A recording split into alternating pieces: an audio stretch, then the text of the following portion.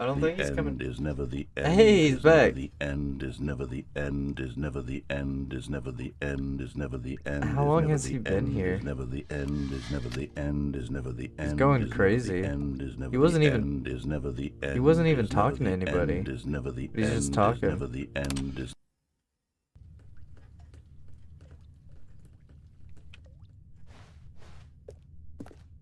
Oh, the fan's not even going anymore.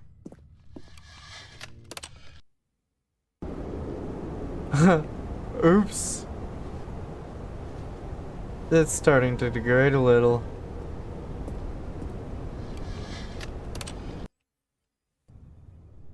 Hey, we got... Oh. That's outside. The outside is becoming the inside. Or the inside is becoming the outside.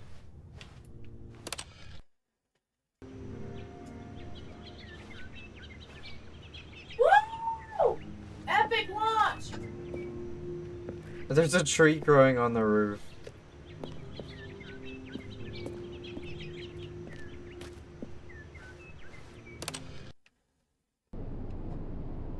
Oh god.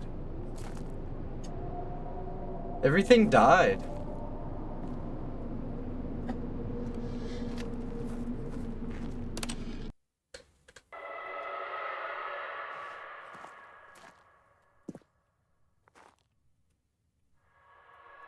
It's just gravel now, not even dirt.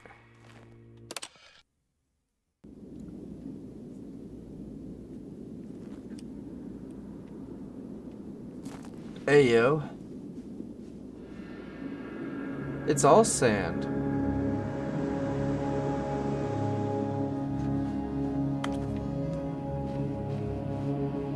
What happened? I just wanted to skip a little bit. The narrator just kept talking and like it was starting to get annoying. So and he gave me a skip button, so I just used it. It's all gone.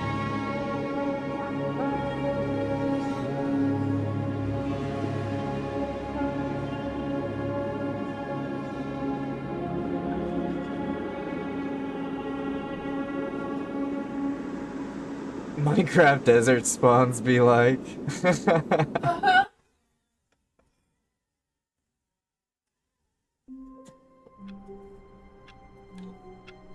Alright, I think that's it. That's the game. all of his co-workers were gone. What could it mean? Stanley decided to go to the meeting room. Perhaps he had simply missed a memo. New content. Oh, good. You noticed my sign. Yes, I have something very exciting to show you. I love that. I got new content. Not just new. You're leaving a teammate. No, it's not me. Oh.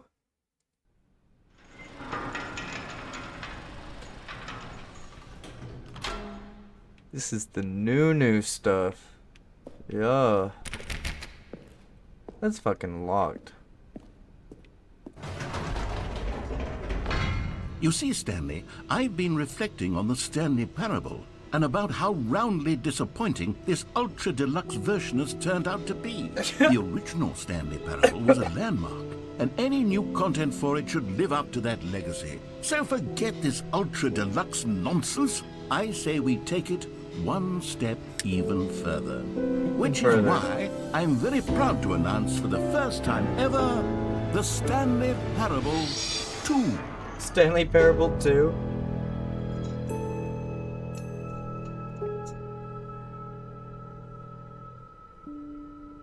That's wild. I bet you that two put a bounty on me too. 1 second. Alright, Stanley Parable 2. The Super Ultra Deluxe version. Yes, you see, isn't this far superior to a measly re-release with a few minor additions? Think of all the new territory we'll cover with a fully fledged sequel. An entirely new experience, built from the ground up. Why, there are so many possibilities. Stanley It Parable could go in book so many one, but different more. directions. This is what fans have truly been asking for. 427. Investor showcase. Oh my god. He's trying to drum up investors from Calling his it game. the Stanley Parable 2 is just so much catchier than Ultra Deluxe, don't you think? Ultra Deluxe? What does it even mean? But the Stanley Parable 2, now that's an artistic statement right there. It's future-oriented. It screams progress and innovation and long-term franchising potential. Oh.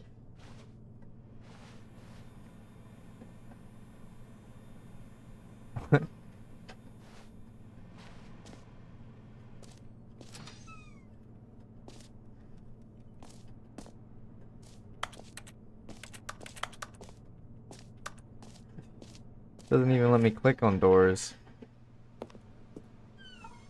So It ain't no fucking way.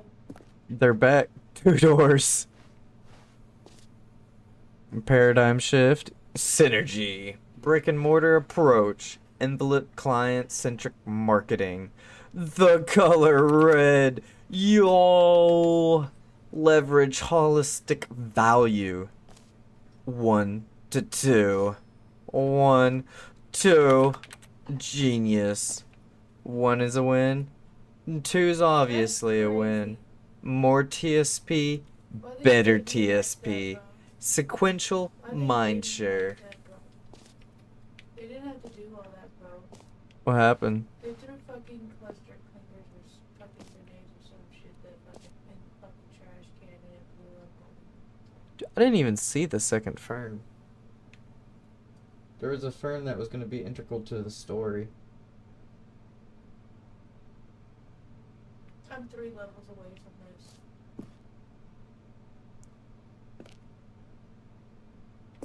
Alright. First is the worst, second is the best. Facts. Now, to be clear, I haven't quite nailed down what exactly the Stanley Parable 2 is going to be, but let's take a look at It's some a of the sequel. features I've been developing for it. I figure that if I can loosely organize a handful of interesting concepts, that surely the game will sort of naturally spring up around them. It'll all work itself out. Game development is much more of a fuzzy magic than anything scientific or logical, really. The end is never the end again. I'll show you the big screen down the pass now. Victor said yeah.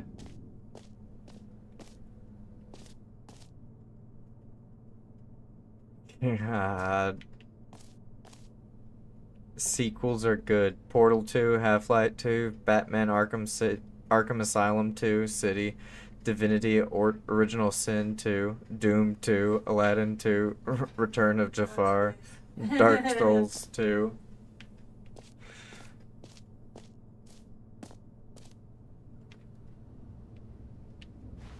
This way to the show floor. Minecraft 2, facts. Facts. Just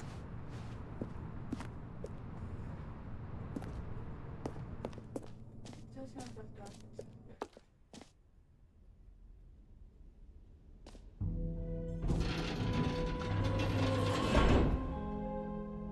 Here we are. Go on, try out some of the new features. New features.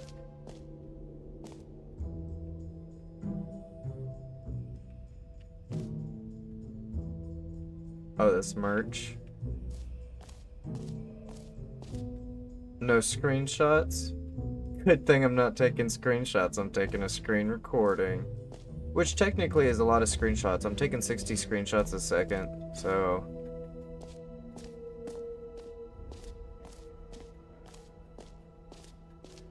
Okay, I'll be honest, I haven't yet decided on this one.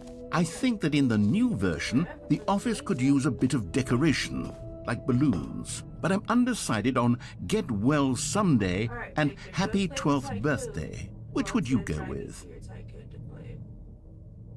I think But go play Beer Tycoon. happy 12th birthday, stepniece. You know, sometimes when you solicit another person's opinion, it makes you realize that you knew which one you actually really wanted all along. Get well someday it is. Bruh. $15 for your next dropper. Basically, you want to get to your computer. Or actually, maybe I should have gone with... No, I've made my decision. We're moving on. Bruh.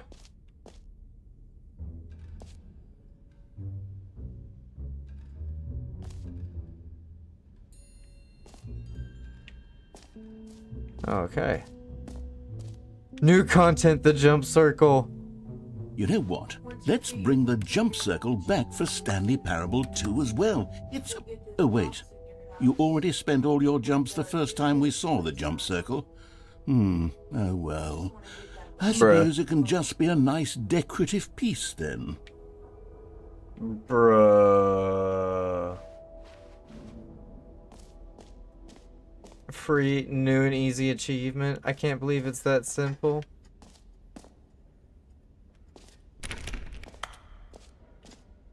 Free achievement, pull the lever, receive your new achievement, no more steps. It just works. Get yours now. Now here's something special. You remember that broken test achievement that got left in the game on accident? Well, I'm developing a technology to simply give you the achievement. Yes, you see, you'll come to this lever, and when you pull it, the achievement will be given to you. It's as simple as that. Okay, perhaps I should have clarified. This is technology that will exist. Right now, the achievement is still fully broken. I'm not a wizard, Stanley, but I guarantee it will be fixed in the sequel to at last satisfy the hordes of ravenous fans all over the world who have been uproariously demanding this feature. Gamers, we hear you, and I promise it will happen. Bruh. Victor said yeah. Hell yeah, man. It just What else? doesn't What work. other exhibits Victor haven't we says seen he yet? has a better way to get XP. There's the sneakers tycoon is also really Infinite good. hole. Dude, they are booked with XP. Let's go look at the collectibles first. Booked with XP. Can you find them? You can literally like run over the tycoon starter over and over and over and over, and it Collectibles. gives you, like, Now 2,000 it's a XP. real video game. In the Stanley Parable 2, you'll run around gathering up these miniature Stanley figurines. And what's truly innovative is that there will be no reward for collecting all of them. I don't want to stifle the intrinsic joy of watching a number go up. You simply collect all of them, and then you Damn, move what's the your way hell of on getting with your XP? I might unremarkable need life. to know. I might need to know. He said go back to lobby. Okay.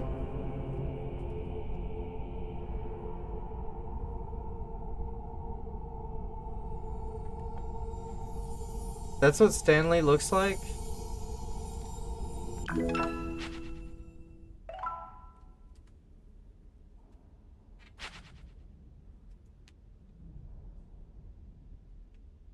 He said it'll take some time, but it's worth it. Make him party leader. Okay. God, it really is the worst when you collect everything in a video game and then they give you a big fancy reward for it. Absolutely tragic.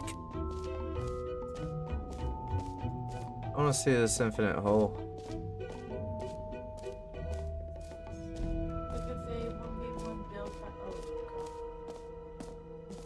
Victor said he wants to 1v1 me, babe. Look what he got us on. He wants to 1v1 me, bro. That's the part that's gonna take time.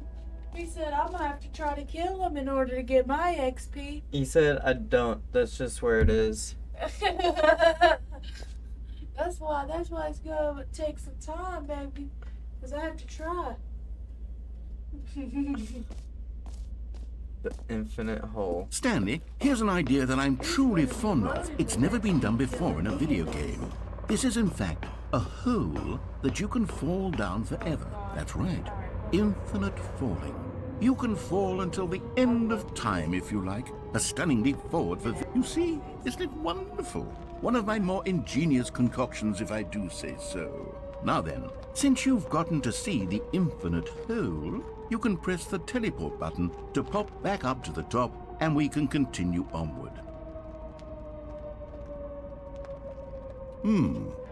Now, I don't mean to be a bummer, but I do recommend you use the teleport button to go back to the top. Maybe do it on the sooner rather than later spectrum of things. I feel like this hole's not infinite. Victor said, oops, go back to lobby. Okay, Stanley. I don't know quite how to say this tactfully, but it's possible that I slightly exaggerated the infinite nature of the hole. Is it a very, very deep hole? To be certain it is. It's an extremely deep hole. I don't want anyone to say that it isn't an astonishingly deep hole. It is. Is it infinite? Well, that sort of depends on your definition of infinity. From one perspective, the infinite is merely philosophical in nature. It's more of a... Okay, well, good for you. You found the bottom of the hole. You found me out, Stanley. I'm a liar and a cheat, and you're so clever. Look, I think the issue here is just that you're unusually fascinated by falling. What normal person actually wants to fall infinitely? I figured the hole was as deep as anyone would actually need. Don't you put this on me. Maybe you're the problem. Look, things got a little heated there. I think we both said some things we didn't mean. I didn't say anything. We just put all this behind us and agree to just call the hole mostly infinite. No. If that works for you, then go ahead and press the teleport button to warp up to the top of the hole and we can move on. I'll just be up here when you're ready. But I'm not. That's not cool with me. What's not cool? She has to, you have to follow him to the corner, and you have to emote, and she'll see what it says. Great. Now, I'm very excited to show you even more of my ideas for the sequel. Mostly infinite hole now. Going again? The hole gets less deep the more you go. You see? I was right. The problem is you. The problem is that you like holes too much. I do like holes. A normal person would have said, yep, that's an infinite hole right there. Goes on forever till the end of time. Don't need to see it all, but not you. Oh, no, no, no, no. You have a weird sort of... Oh. Did the hole seem even shorter to you this time? I couldn't help but feel like you spent a little less time in there than you did before. I mean, admittedly, I didn't make an infinite hole, but I didn't think it was that not infinite. Well, I suppose once again there's nothing to do here. If you decide you've had enough of the hole, you can hit the teleport button and come join me up above. Had enough? I'm positively thrilled. I really do have so much more to show you and to talk about, and I've had enough of the hole for a lifetime. Hang on, I'm going back in there. I want to go see if any of the art designs changed on the hole to show that it's mostly infinite. Just keeps going. Infinite hole. Nope. Nothing's changed up there. I'm gonna keep going until it's just not a hole anymore. I'm going until that shit's flat. We filling this shit in. Gosh, how could I have guessed? You're back in the hole. If this starts to become a thing where... Wow. Okay. Yes. Wow. I'm starting to become extremely certain that the hole is not only not infinite, but that it's growing steadily less and less infinite. I suspect that I'm starting to hit the point where it's no longer feasible to call the hole infinitely deep, even by the lax overall standards for accountability and marketing. What's going on here? Stanley, I have no explanation for the uncertain nature of the hole's length. Here, let's try something. Let's pop back up to the top, and we'll see if it gets any shorter. Well, now I don't want to. Well, there it is. The shame of my life has come to haunt me. Not only is the hole not infinite, but it's barely even a hole at this point. It's more of a How is this still appealing to you? I know you're obsessed with holes, but at this depth, I just can't see this scratching the itch. Oh, who am I to judge? You just do whatever it is you're here to do and hit the teleport button when you're ready to move on.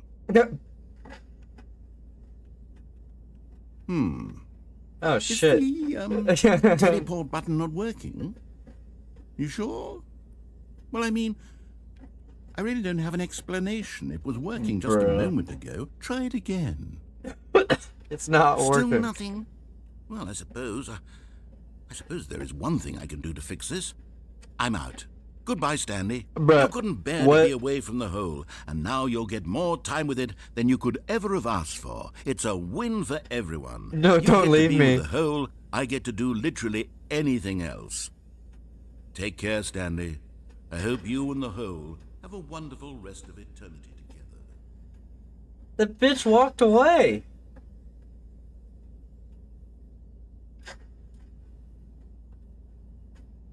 Well, I'm comfortable with myself. Hey, we got music. Is he gonna come back?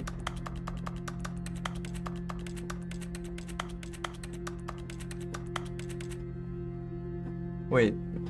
From management to everyone. Meeting at 2 p.m. Sincere. Damn, you killed me, Victor. I'm not getting XP because I've already used them. Hey, narrator, you're missing this. Narrator, you're missing this. You shouldn't have left. I didn't leave. No, not you, the narrator. Narrator straight up just fucking walked away. And the whole... Change your perspective. Bruh.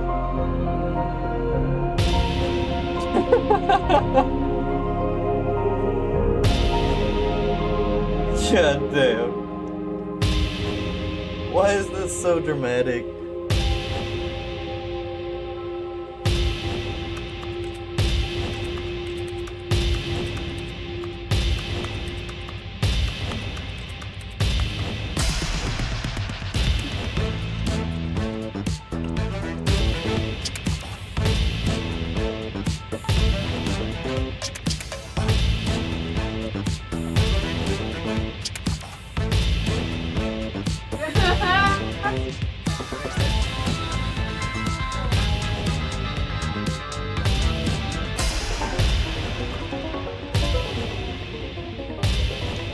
What the fuck is this?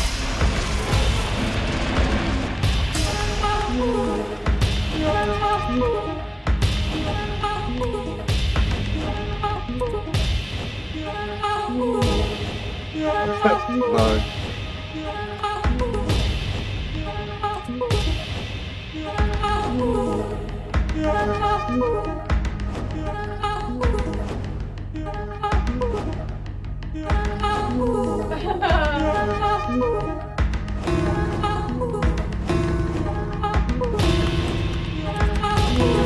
I'm just gonna butt mash.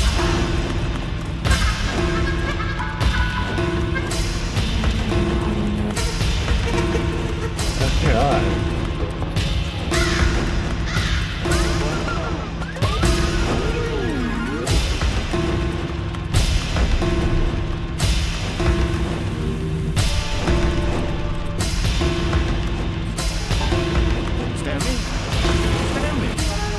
Stanley! Oh Oh, shit. good, you're awake. It seems you had sort of dozed off there, drifting away into dreamland. Forget about that, Stanley, because this hole is just so darn fascinating that I want you to be wide awake for every second of it. You don't want to miss a single moment. So how about if I just pop in from time to time and wake you up to keep you really, truly focused on the hole? From the looks of things, you and I will have many, many years here in this hole. Victor! And I'm looking forward to all of Are them. you just waiting? Stay alert, Stanley. I'll be back. Toodle. Doodle pip. Bruh.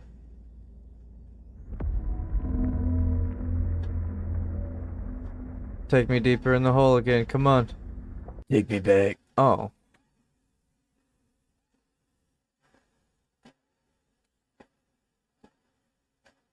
Oh, Here we are. Go on, try out some of the new features. I haven't been over there yet. Red is the new orange. Consistent quality with just the right amount of change. Baby.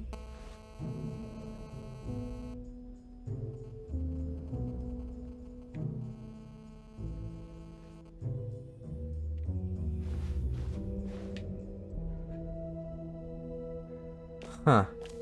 They changed it to mostly infinite hole. Wait, where's the mostly infinite hole?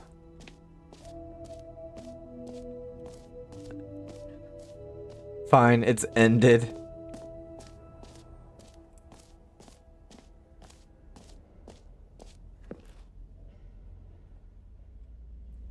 A whole light infinity.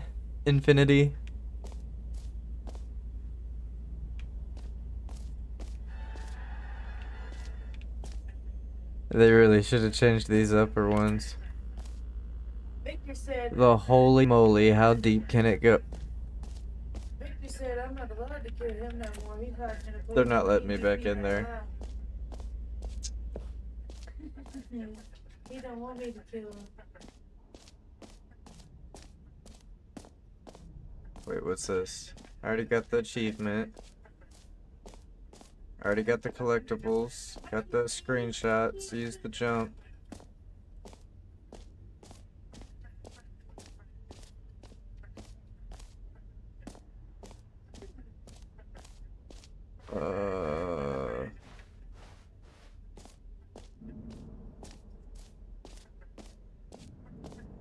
Okay. Hear your name in game. The button that says the name that the player is playing the game. For the Stanley Parable 2, I asked myself, what do players really want? And of course, the first and most obvious answer is that they want to be individually recognized and validated as people. So with that in mind, my first addition to the game is this button which speaks the name of the person playing the game. Isn't that wonderful? Too big, too small, just right.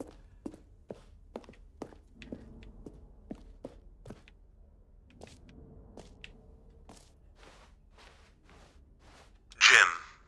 Sorry, I should have clarified. Right now, the button only says the name Jim. But of course, in the final game, this button will say your name, whatever name that is. Here, let's have you role-play as Jim to really simulate the full experience of this feature.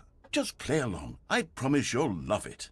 Okay, here we go. Let's take a deep breath, clear your mind, forget whoever you are, and simply become a person named Jim. I want you to imagine your... Jim. Whoa, hold on. I wasn't finished setting up the backstory. okay, my If you bad. don't properly roleplay as Jim, then you'll never understand the impact of this button. Otherwise, it's just a stupid button that says somebody else's name. Okay, we're doing it again, and this time let me I'll finish let you first. Now, allow yourself to become Jim.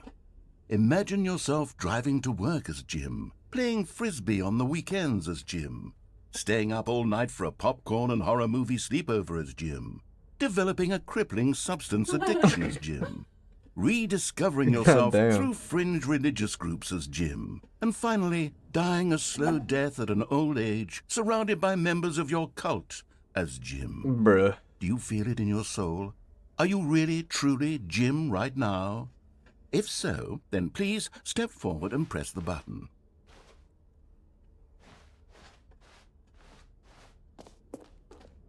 Yeah, I did not get into it.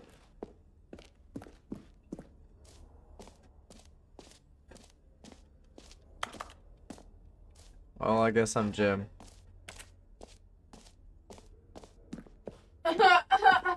I thought I was gonna be able to input a name. Jim. Yes! You see? What a thrill! What a rush! That was you! The button described you. Do it again. Do it again. Is this making up for all the times I disobeyed your orders? Now you're making me push this button. Jim. It hits even harder the second time. If this were the only new feature in the Stanley Parable 2, it would still be worth the money. Let's take a break from the gym button. I'm too emotionally drained from all of this personal validation. Whoa there, cowboy. Sometimes a person can be too much, Jim. I'm putting the gym button away. Otherwise, Wait. soon you'll start to lose all sense of who you actually are. But I'm Jim.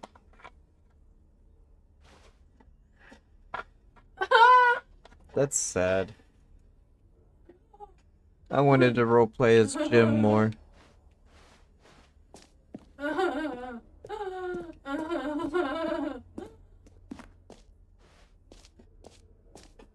Alright, I think.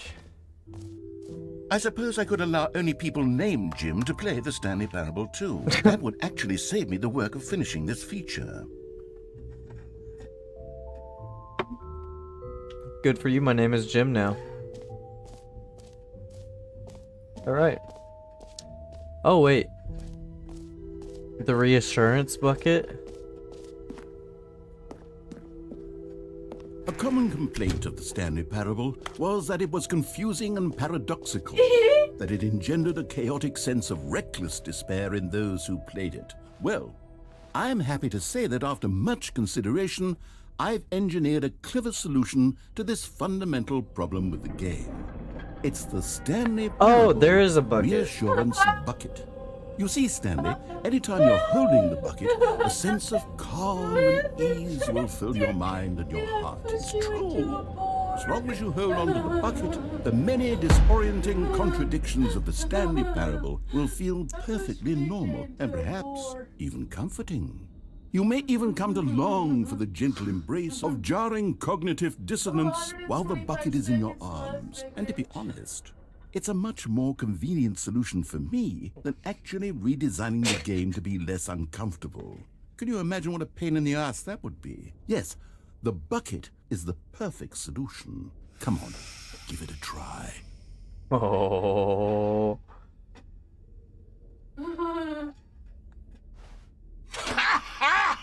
I'm feeling reassured already.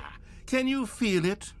The glow of comfort, even in the face of crushing despair, must already be sweeping through your body. And in fact, can I say that I do believe the bucket lends you an air of charisma as well? I think that just holding it has made you the slightest bit more attractive as a person. The benefits of the bucket seem to go on, don't they? All this and more await you in the Stanley Parable 2. Oh, do I get to keep the bucket? I should have had this bucket when I was falling in the hole. I would have been so much feeling Does anyone better. give out awards for most enjoyable bucket in a video game? That really should be an award if it isn't already. Alright, did I do everything? I got the name. Did the jump circle mostly? Okay, yeah, I think I did get it all. You heard Jim in the game.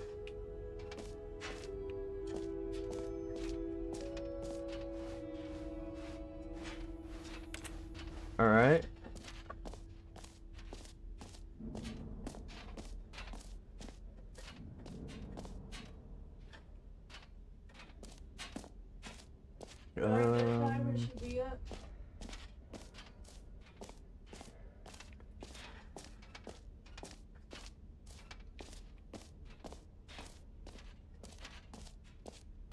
There's a staircase here. Settings World Champion.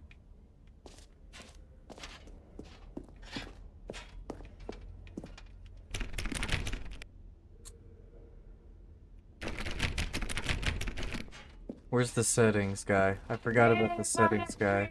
XP, I'd be doing this shit right now. Left over.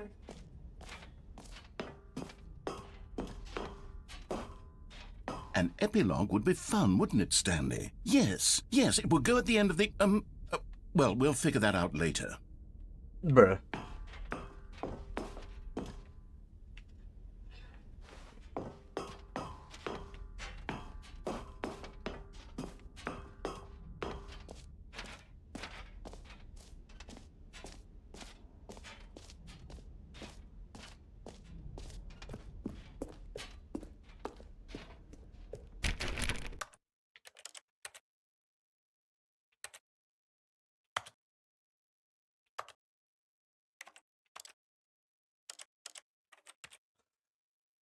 You can simplify the controls.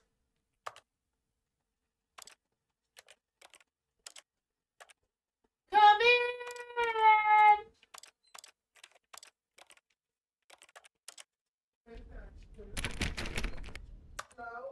Hello.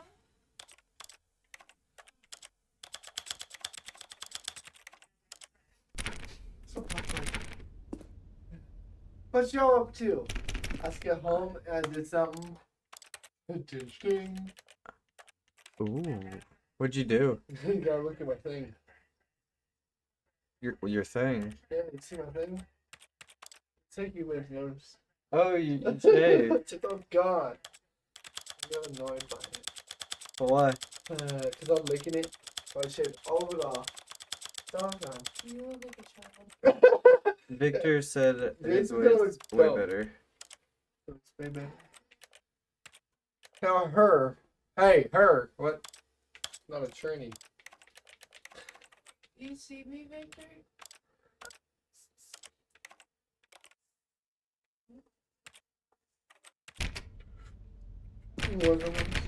Yeah, I'll take it, dude.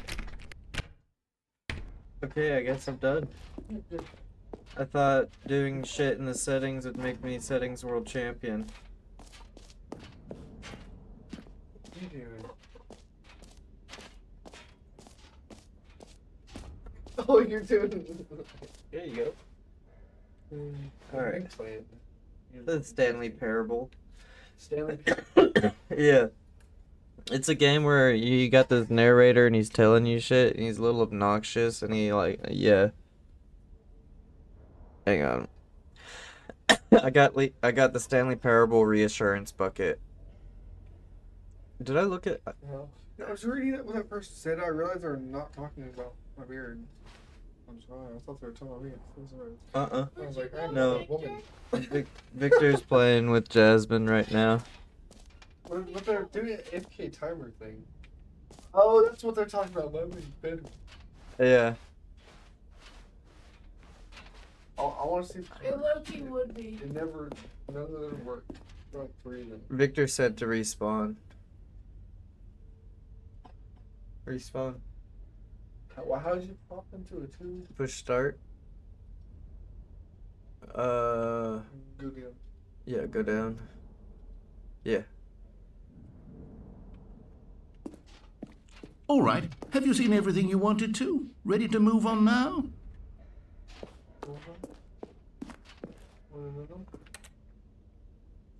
Victor,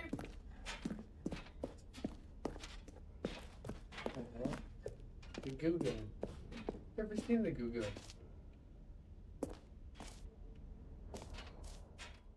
Huh. So, Stanley, what do you think? Do you like all of the new features? Yes, I know it's not exactly clear yet how exactly these features will come together as one single coherent video game, but I can feel it in my soul. It's going to work. There's definitely a good game in there somewhere. Say, let's do an experiment. I'll arrange these new features together, and we'll see whether or not it coheres into a meaningful gameplay experience. Oh, they Okay, don't have it done yet. are you ready? Here it is. I give you the Stanley Parable 2. this one works. It is so fucking easy. Go in a private match too. Well, I mean, there's potential here, right? It's sort of... Okay, never mind. There's gonna be. Hold on. Let me do a different arrangement. No, I like Yes, that arrangement. yes, this is much better. I feel good about this. Here we go. Version 2. Even better. Basically, Who you am I go up kidding, in here, Stanley? This and then isn't a you're gonna want coherent to video game at all. It's a lot this of is gags. the coin And I do very button, much enjoy creating gags, but they don't add up to anything. And then you. I wanted more than anything to create a sequel that would capture all the magic of the first game. I wanted fans to love it. No matter how good these gags are, they won't stand on their own. They would need the structure and the gameplay of the original. Wait, maybe that's it. I can take the original Stanley Parable and simply, well, insert a few of my new features into it. Tastefully, of course. With respect. With care for the vision and integrity of the original game. Yeah. Would it possibly work? Yes. I suppose it could, but it would need a really, really tremendous title screen. A title screen that says with bold and uncompromising conviction, "This is the Stanley Parable 2. Let me see if I can whip something up. All right, perfect. Go ahead. Take a look. Yo. FFA 1v1. Hey. I take just on first, we can get wine. No. It costs me money. I ain't got a lot. No. This is the story of a man named Stanley. Gotta wait like a week for her. Stanley worked for a company in a big building where he was employee number 427. Employee number 427's job was simple. He sat at his desk in room 427 and he pushed buttons on a keyboard. Orders came to him through a monitor on his desk, telling him what buttons to push, how long to push them, and in what order. Victor This says is the what bigger employee XP points gives you 427 more. did every day, every month of every year. And although others might have considered it soul-rending, Stanley relished every moment that the orders came in, as though he had been made exactly for this job. And Stanley was happy. It takes a long And time then for the one big day, coins, something though. very peculiar You gotta happened. wait. Something that would forever change Stanley. Something he would never quite forget. He had been at his desk for nearly an hour when he realized that not one single order had arrived on the monitor for him to follow. No one had showed up to give him instructions, call a meeting, or even say hi. Never in all his years at the He didn't company even choose had my this balloons happened. that I This picked. complete isolation. Something was very clearly wrong. Shocked, frozen solid, Stanley found himself unable to move for the longest time. But as he came to his wits and regained his senses, he got up from his desk and stepped out of his office.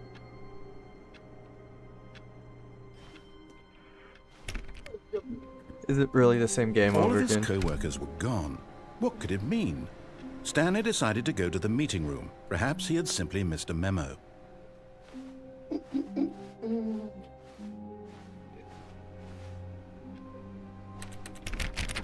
Huh? That was a good hit. Yeah. 420 right there. Don't trade me. Right there. Oh, I was wondering how you're hearing that game. You got a hit on it. I'm like, just are you playing silently?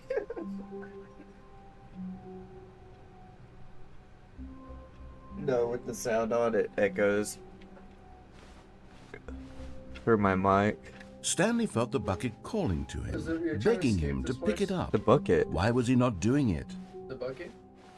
The bucket is calling to me. Stanley picked up the bucket. Stanley picked up the bucket. What do you do for the bucket? It's the reassurance bucket. Stanley clutched the bucket tightly to his chest and entered the door on his left. Let you listen to some. It's a fun game. I love it. This was not the correct way to the meeting room, but Stanley had felt the bucket calling to him, telling him that the employee lounge was simply the place to be. Alright, to the employee lounge. And here it was. Had the bucket turned out to be correct? Was this better than the meeting room? Yes, Stanley thought to himself. Yes, perhaps it truly was. How insightful the bucket turned out to be. No, never mind. The bucket was wrong. Stanley took the door on his left to go back to the meeting room.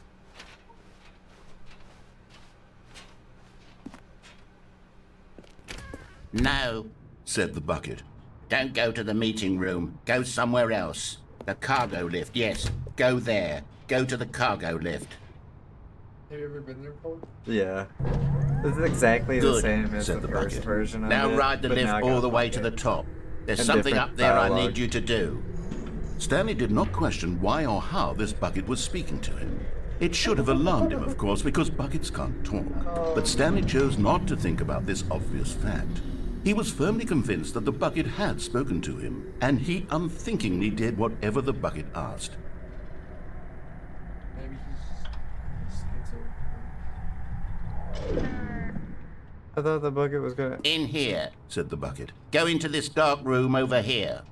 Stanley, once again, obeyed. But Stanley feared that any path he walked might lead to the separation of himself and the bucket, his dearest friend. So he threw himself to his death, that they might die in one another's like arms. say whatever you're doing. How deeply touching. Yeah. It saved everything I've done. But it says All of his co-workers were gone. What could it mean?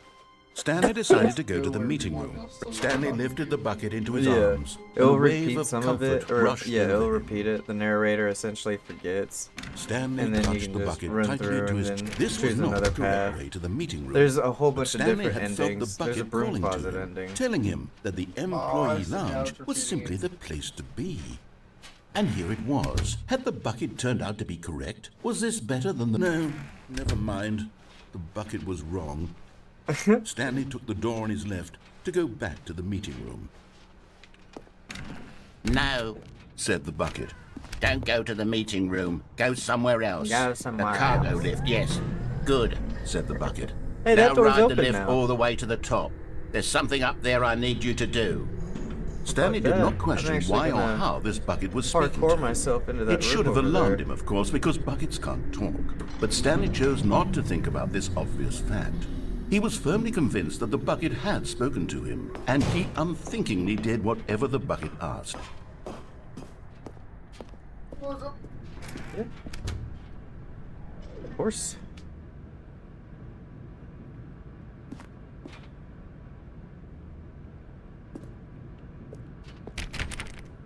That door doesn't open. Where is this? No, stop. Look there on the wall. You see, there's a sign right there. It says, no buckets past this point. Hey! Stanley, how could you think it was okay to bring a Victor bucket said he's here? gonna chill while Unless- that finishes. What if the problem is that you actually don't know what is a bucket and what isn't a bucket? I suppose that would explain a lot about your behavior up to this point. Which, if that's true, well, my goodness, I think we have to do something about it. This misunderstanding could have dire consequences on the entire rest of the game if not addressed quickly and properly. So much of the impact of the story is dependent on your understanding of what is and isn't a bucket. Please, step in here for a moment. But I want to keep my bucket. What is this?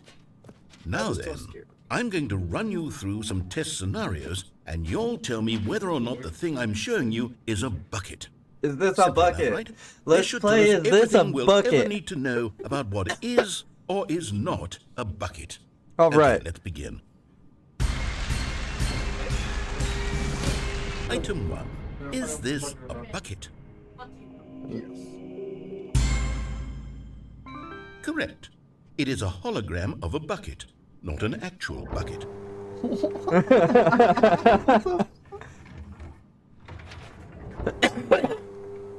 Item 2. Is this a bucket? Correct. It is a 3D printed recreation of a bucket, not an actual bucket. What the fuck? It's not a bucket. That is definitely Item not a 3. bucket. Is this a bucket? Nope, What if it is? it's not. Incorrect. What? This is a bucket. No. I call bullshit. Item That's a 4. Is this bucket. a bucket? That's a bucket. What? Are you hallucinating? This is a tractor. It's an enormous machine that tills the earth. I thought this was a gimmick. How on earth did you manage to screw it up? Absolutely incredible. Let's just move on to the next one. The next one will be absurd. And you say no. Definitely not a bucket. Oh wait, I was wrong. Yep. Correct. This is a bucket.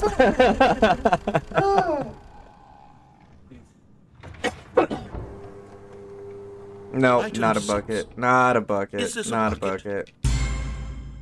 bucket. Trick question. Both. What? Gotcha. I don't believe you. Not a bucket. Cap. Item... Wait, hold on. I can't find the next one. Let me see. It should be around here somewhere.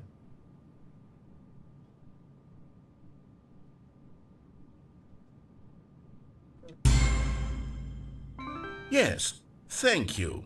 There's nothing here. Of course it isn't a bucket. We both know full Shit. well that nothing isn't a bucket. Answered Wait, wrong. when I say nothing isn't a bucket, that makes it sound like I'm saying everything is a bucket, which of course is not true. Yeah. Unless... Is that what you think? Answer me straight, Stanley. Are you trying to tell me that you believe everything is a bucket?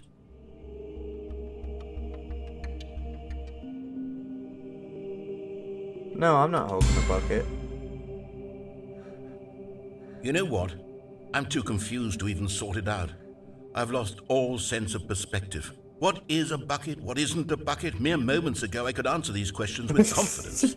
And yet now I'm somewhat adrift. Do any of us know what a bucket is? Am I a bucket? Stanley, I can't keep doing this. I'm losing myself, and myself was all I ever had to begin with. I'm afraid the bucket is threatening to tear our relationship No. apart. I can't have that. I'm sorry. But I'm going to erase all buckets from the game entirely. Oh, okay, Okay. we're good. Here we go.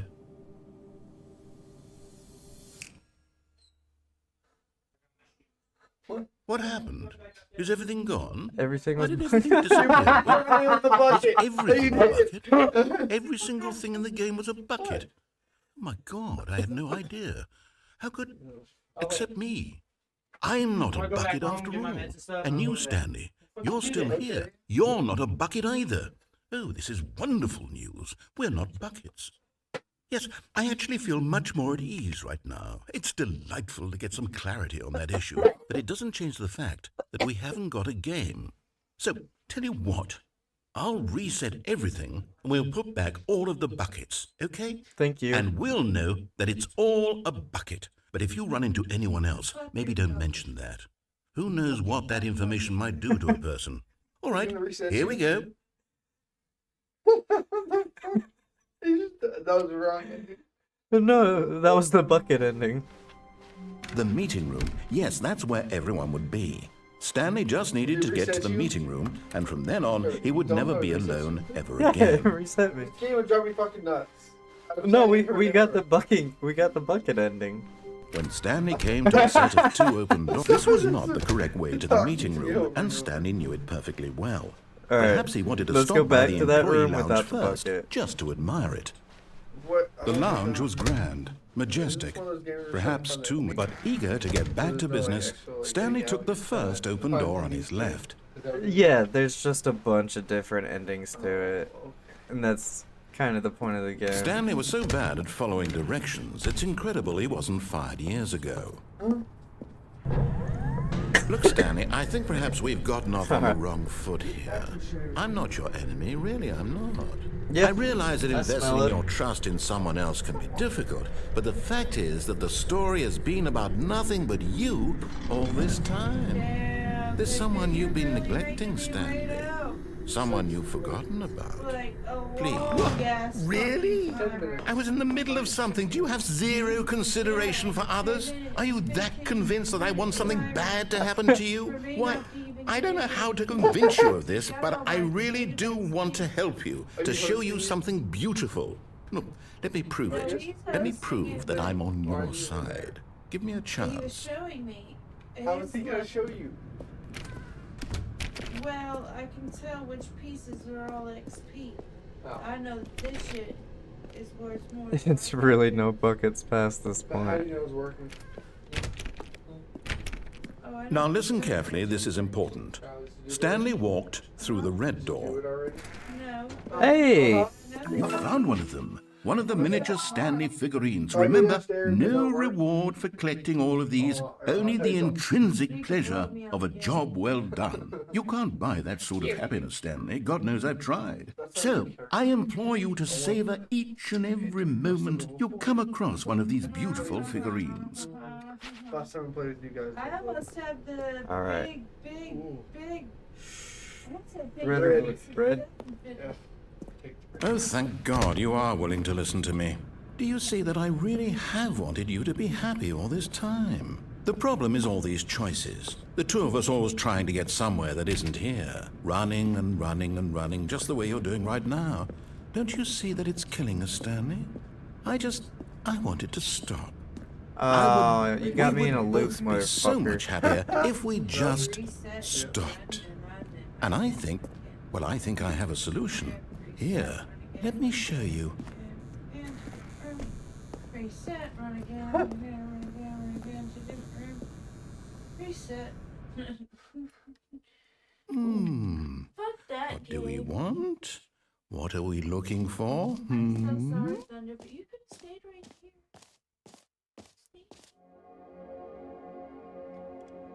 Here. Yes. Oh, it's beautiful, isn't it? If we just stay right here, right in this moment with this place, Stanley, I think I feel happy. I actually feel happy. Wait and collect this timer. I'm gonna go back to this and start building.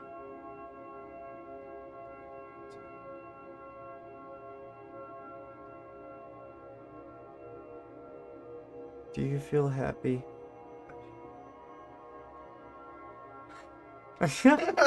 Oh my god!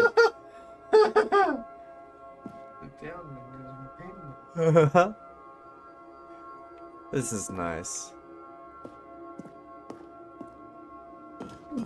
No, wait. Wait, Where are you wait, going? content warning?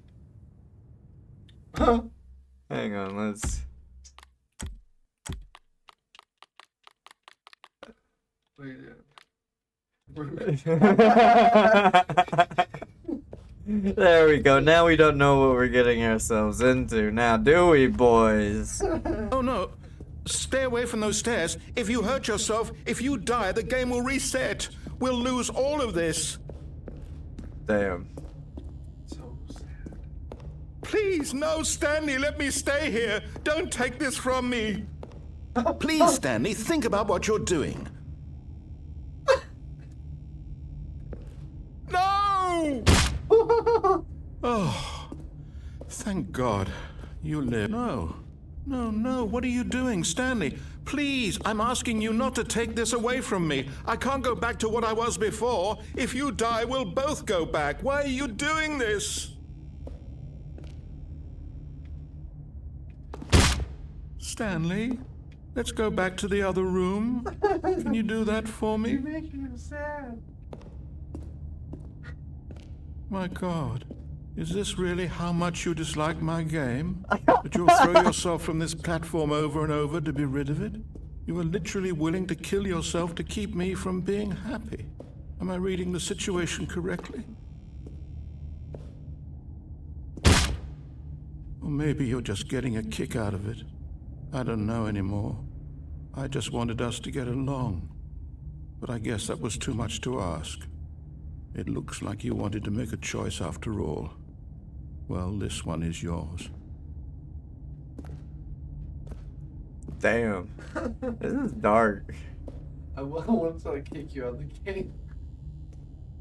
Just send you to the main home screen. No, it'll send me back to the first room.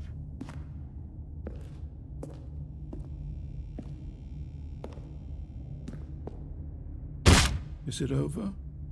It's going to restart, isn't it? I'm going back. This is over again. That one made me feel a little How long uncomfortable, was I I'm not sitting gonna there? lie. Stanley wondered to himself. Minutes? Days? Centuries? Did something crucial happen while my senses were turned? He made a note to be more careful with time from now on. The confusion and the chaos all seemed to melt away as Stanley embraced the bucket. Stanley clutched the Alright, bucket tightly to his take it chest easy. and entered the door on his left. This was not the correct way to the meeting room, but Stanley had felt the bucket calling to him, telling him that the employee lounge was simply the place to be. The bucket. Hang on. This isn't just Stanley Parable anymore.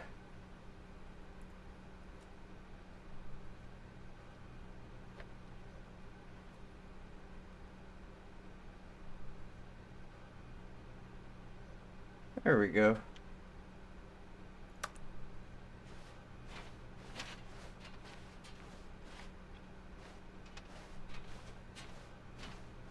And here it was. Had the bucket turned out to be correct? Was this better than... No, never mind. The bucket was wrong. The bucket was Stanley wrong. took the door on his left to go back to the meeting room. No, Said the bucket. don't go to the meeting room. Go somewhere else. The cargo lift, yeah, good. Said the bucket. Now ride the lift all the way to the top. There's something up there I need you to do. Stanley did not question why or how this bucket was speaking to him. It should have alarmed him, of course, because buckets can't talk. But Stanley chose not to think about this obvious fact. He was firmly convinced that the bucket had spoken to him, and he unthinkingly did whatever the bucket asked. Unthinkingly did whatever the bucket asked. In here. Said the bucket. Go into this dark room over here. Stanley once again obeyed blindly. Dark room. Okay.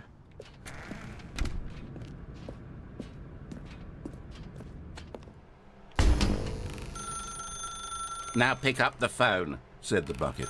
Pick up the phone and it will take us back home where we can go about life together.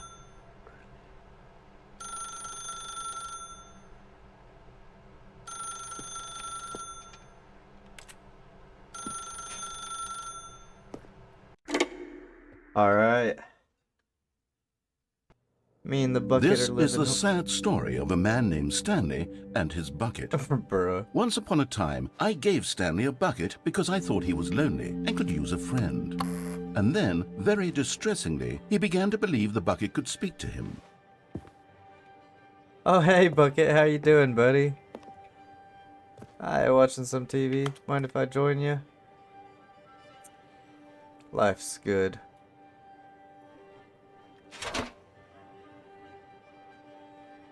Press any button to take me to work with you. Press E to take me to work with you. The Stanley Parable Reassurance Bucket was merely meant to provide the comforting glow of companionship.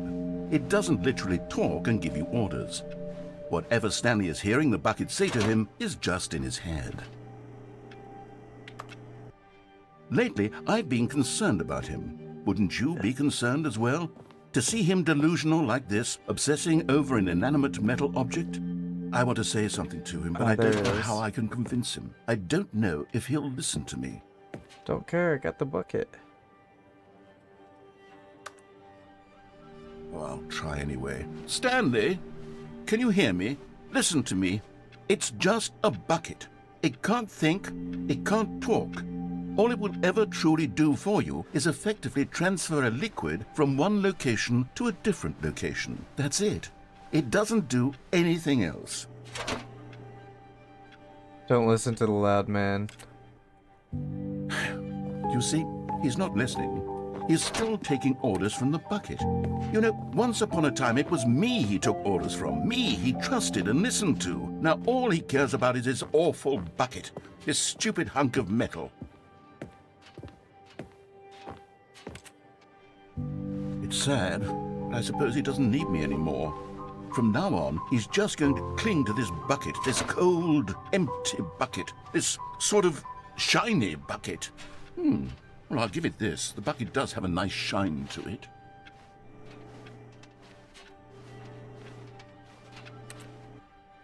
Yes, I suppose on closer inspection that it doesn't quite look like your average hardware store bucket.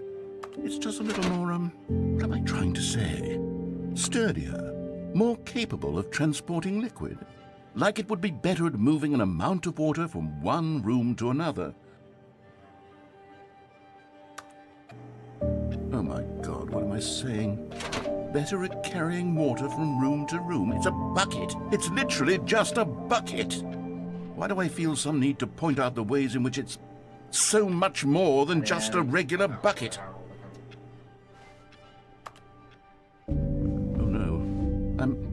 I'm having feelings for the bucket. No. What's going on? Why do I want to be with the bucket? Intercourse with Hear what the bucket has to say. Do anything it asks. What's wrong with me? I don't understand. Perhaps if I had the bucket, this would be less confusing. Yes, the bucket could tell me what to do in this troublesome situation. Stanley, give me the bucket. Give it to me. No. Give me the bucket, Stanley. I need it. Give it to me now. Give it, or I'll...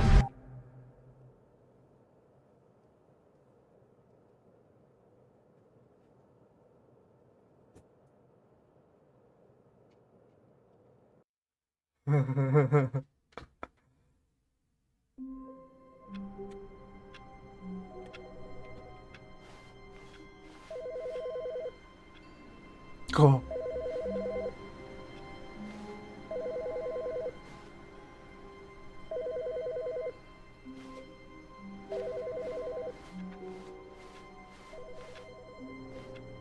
Wait a second.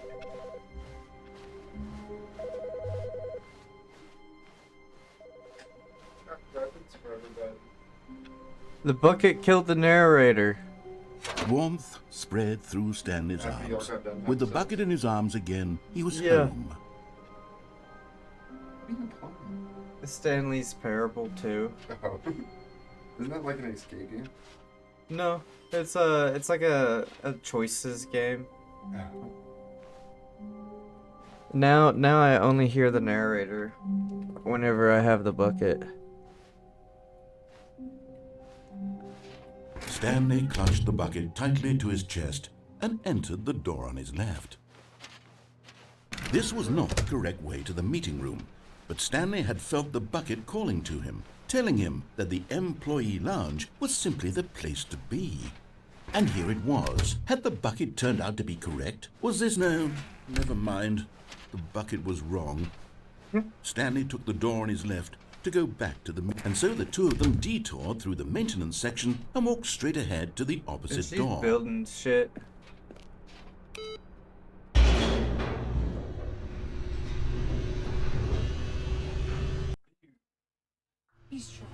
Oh, good, Stanley. I'm glad you found your way here. I knew you'd find this place eventually. What the fuck? Inside a hole. Oh, the You see, broom your closet. friends and I are concerned for you, Stanley.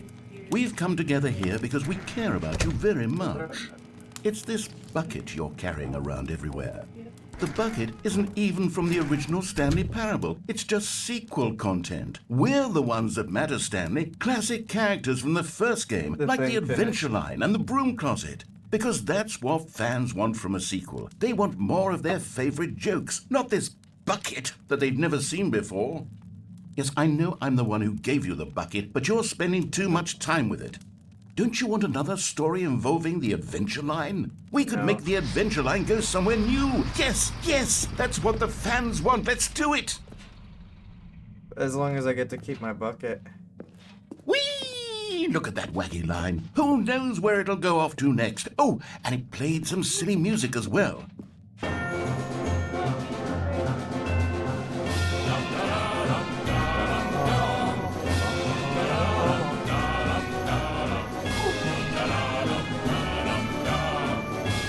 I gotta follow this wacky line though. It's playing wacky Now music. this is what the Stanley Parable is all about. Don't you remember all those great jokes from the original dialogue? Also, Stanley is addicted to drugs and hookers. Yes, it's as classic now as it was back then. Let's do it for the fans, Stanley. Let's give them more content exactly like this. But if we want to do that, you're going to have to give something up.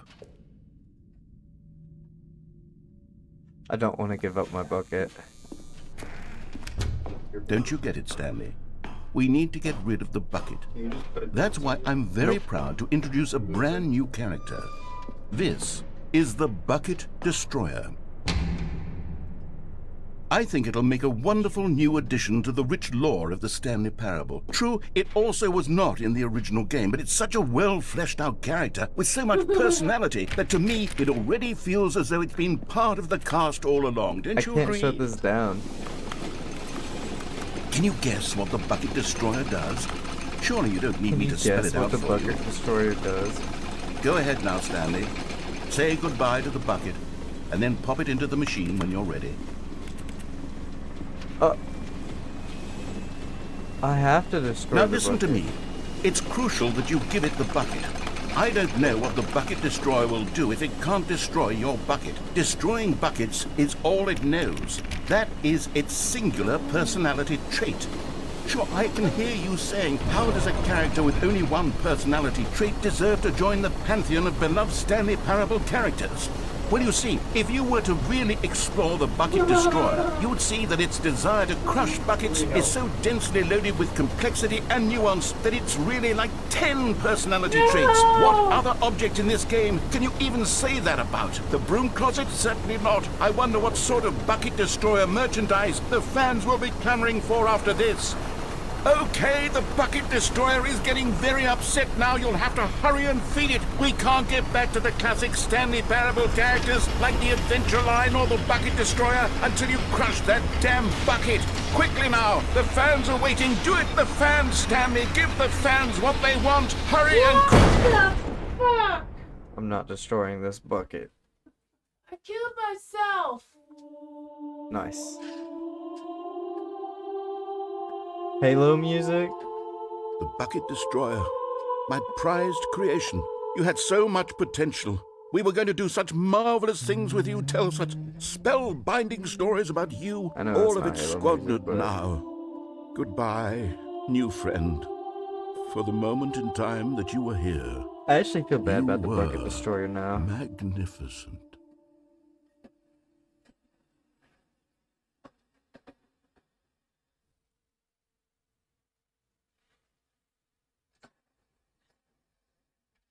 Can't destroy the bucket. No way, no how. Even now, Stanley's office was a distant memory. What did it look like? There was a computer, perhaps, and a painting. Was it a painting or a photo? He could no longer recall. You're right, I couldn't. Stanley picked up the bucket and smiled. He'd never be alone again, not truly alone, not with the bucket around. Stanley clutched the bucket tightly to his chest. This was not the correct way to the meeting room, but Stanley had felt the bucket calling to him, telling him that the employee lounge was simply the place to be. And here it was. Had the bucket turned out to be correct? No, never mind. The bucket was wrong. Stanley took the door on his left to go back to the meeting room. No, Said the bucket. don't go to the meeting room. Go somewhere else. The cargo lift, yes. Good, Said the bucket. now ride the lift all the way to the top. There's something up there I need you to do. Stanley did not question why or how this bucket was speaking to him. It should have alarmed him, of course, because buckets can't talk. But Stanley chose not to think about this obvious fact. He was firmly convinced that the bucket had spoken to him, and he unthinkingly did whatever the bucket asked.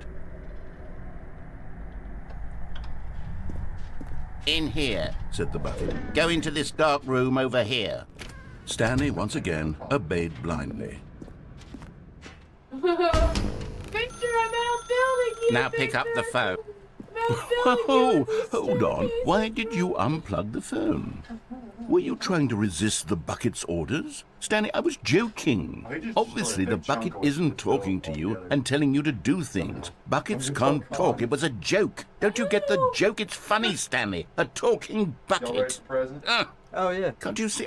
Oh, goodness. I must have really bungled up the delivery if you actually took me seriously. Where did I mess up the joke? Should I have paused for longer? Or spoken quicker? Comedic timing is so difficult. I wish I were better at it. But there isn't exactly an instructional video on comedy that one can watch to fully... Oh, wait, yes, there is. It's sitting right here. Let's take a look. What is comedic timing? What is comedic timing? How does it work? How long should it last? Bruh. How can it be used to effectively silence your political enemies? And more importantly, can it be taught in its entirety within 90 seconds? Thankfully, the answer to all of these questions is yes. Let's dive deeper. If you've ever told a joke or made someone laugh, in all likelihood, you did it while standing 50 to 80 centimeters from them in a room of no more than 76 degrees Fahrenheit, with one of your arms raised straight upward at a 15-degree angle from your body. These are the optimal conditions for good comedic timing. To begin the joke, start by stating and spelling your name. Next, provide a brief synopsis of the joke including the specific times at which the recipient of the joke will laugh, and then spell out your name a second time. With these steps complete, it's time to begin the humor. Speak the entire joke in no more than 18 seconds and no less than 13 and a half, pausing only for bathroom breaks when necessary. When the joke has concluded, it is customary to inform your listener that the joke is over by declaring in your loudest possible voice, "I'm Dunny with the funny." Let's practice screaming, "I'm Dunny with the funny" now.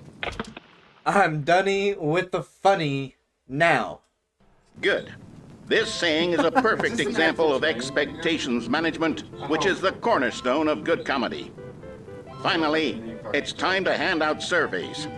Collecting hard data from your audience on how rapt they were throughout the joke is the only way to grow or learn as a comedian. An effective survey should be no less than 10 pages long and should include the same question reprinted several times, just to ensure the survey taker is actually paying attention and not simply filling in answers at random. And that's all there is. With these strategies at your disposal, you'll have audiences doubled over in laughter and even tripled over in laughter in no time at all. Just remember to let them stop laughing at some point, you gut-busting little scamp. After all, we're each of us needed on the front lines of the war to fight the 12-legged invader who threaten our very existence, and to very likely die in a hailstorm of bullets and mandibles. All of us must be prepared to give our lives to this noble cause, just as our children must do after us, and their children after them. Godspeed, and may Earth reign supreme. Hey, goodness, this video is a little outdated, isn't it? Well, no matter. I think the fundamentals of proper comedic timing are still as relevant today as they were back then. So with that in mind, I believe the only way forward is for us to return to the two doors and walk through all of this again, so I can try telling my story with more appropriate comedic delivery. Come along, let's head back.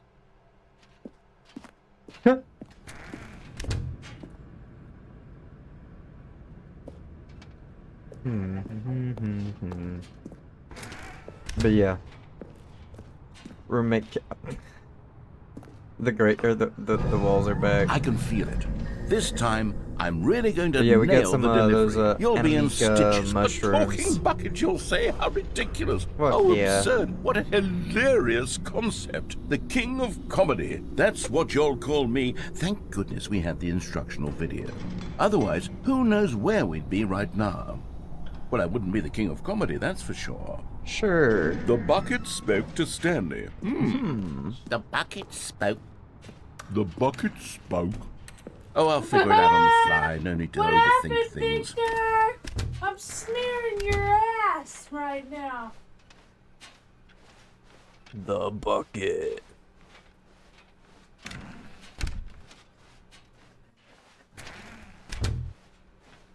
The confusing ending with that bucket. Hang on. Yeah, there you go. Big XP. Here we go. Yeah, You I'm ready? not really, When Stanley and the bucket came to a set of two open doors, they entered the door on the left.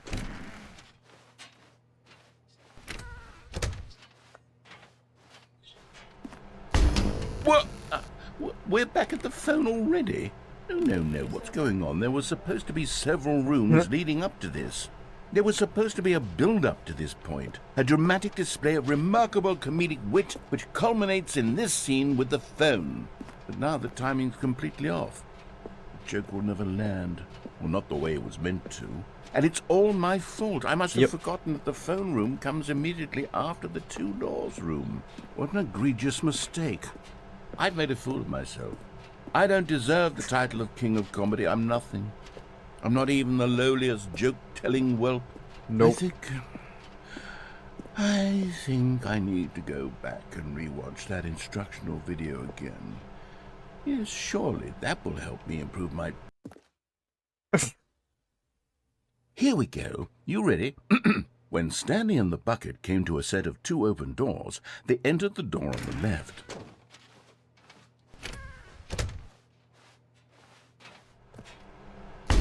What? We're back at the phone already? No. Here we go. You ready?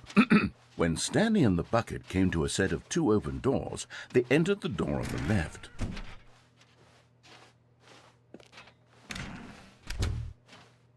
I forgot how to do the... What? We're back at the phone already? No. Here we go. You ready? When Stanley and the bucket came to a set of 2 open doors, they entered the door on the left.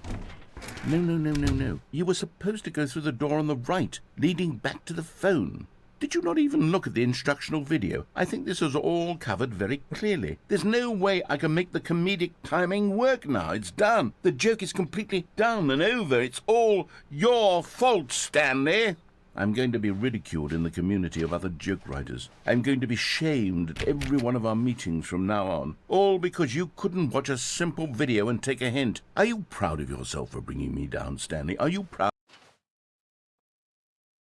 Wait. Stanley, you love the bucket so much it's like you... it's as though all of your other most prized possessions pale in comparison. Bruh. Yes. Well, let me try that again, Stanley. I heard that you are pale with shame over how unabashedly in love with a bucket you are. No? Still not? Is it the delivery? Pale with shame. Pale with shame? Pale... What's another word to describe a bucket? Stanley, this bucket is so metal, I think I saw it playing guitar. No. We're getting away from making fun of Stanley's obsession with the bucket, which was the whole point of this. I'm no good at these jokes. I need more instructional videos. That's exactly what it is. That's what will make me the king of comedy again. More instructional videos. Let's see.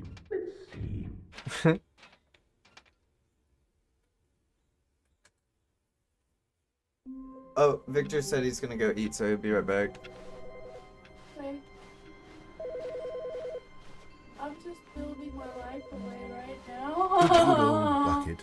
Just Stanley and the bucket. Off on another thrilling adventure together. Yep. Me and the Stanley bucket. clutched the bucket tightly to his chest and entered the door on his left.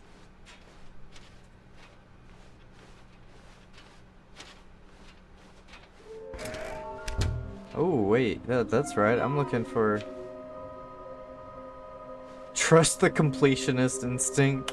How can we find them? What do we know? Small floating objects have appeared across the optics. We gotta synergize our resources to ensure the retrieval. There are so many questions, but there's no memo from management. Agenda. How do we tell you spotted one? What makes them float in the air? Who took these pictures of them? One's in the bathroom. The boss's bathroom. One's in the dark. Follow the clues provided by 416. We can do it. Red room? I forget the red room. Thank you. Good luck.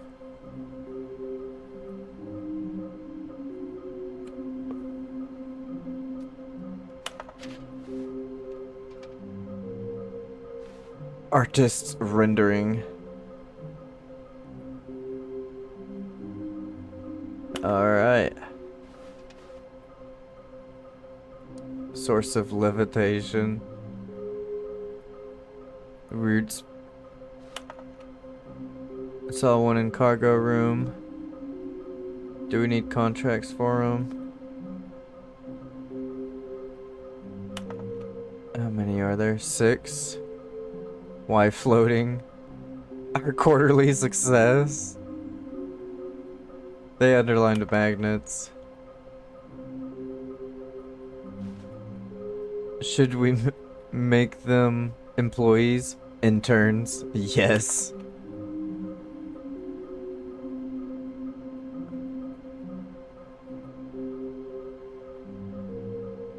Why wouldn't they tell us something will happen? This investigation in this room, they make me feel pointless, to be honest. Warehouse access plan. Produce 1 plank to allow ease for access past fence. Retrieve Chris's remains from warehouse floor. Construct new structurally sound bridge. Inside sequel exhibit. A large room, lots of boxes, stairs, something to do with stairs. Somewhere both red and blue. Ah, I got the red room. Nearby a fireplace. And then the bathroom. Gotta collect them. Aww. Looks like 427.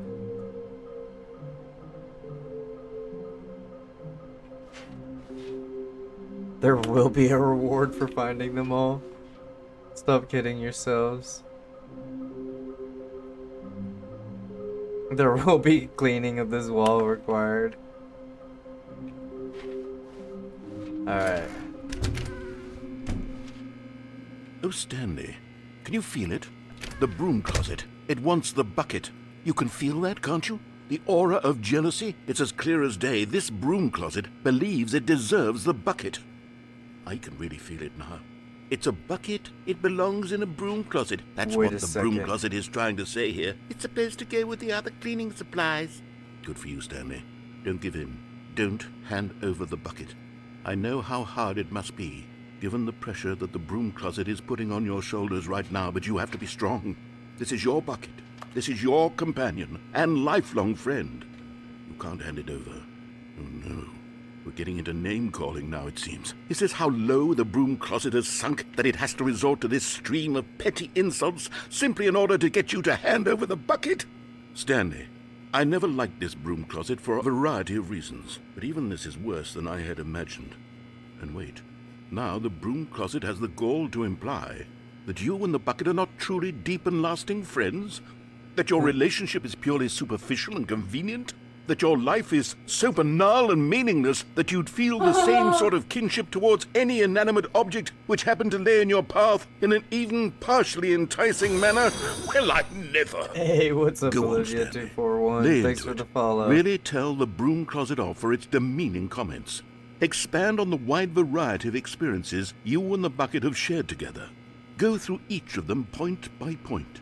Share your journal entries detailing the rich emotional landscape of your feelings for the bucket as they have changed and evolved over the years. Let him have it. Nah. I like the broom closet.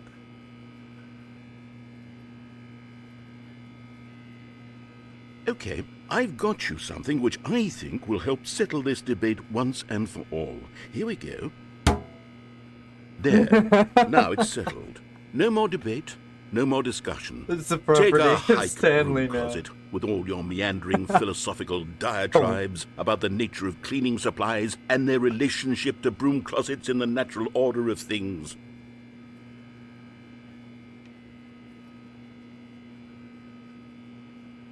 All right, I've got a second sticker back here, and I'm going to slap it on as well because I think it's appropriate. You see, I feel that it works because the sticker is also a bucket.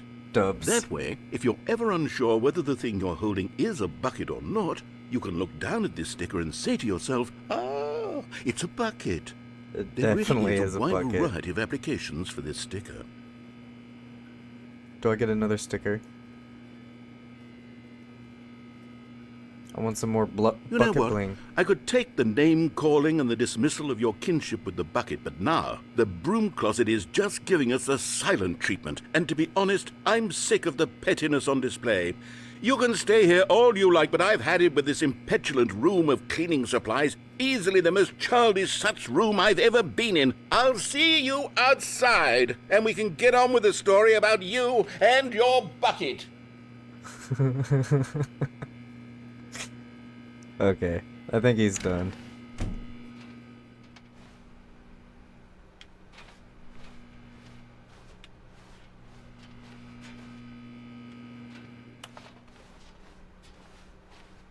Coming to a staircase, Stanley and the bucket walked upstairs to the boss's office. Yes. Another miniature Stanley figurine. This, you know, there really must be a snappier name for these things. Nope. What about mini stands? No. Stanley figs. No.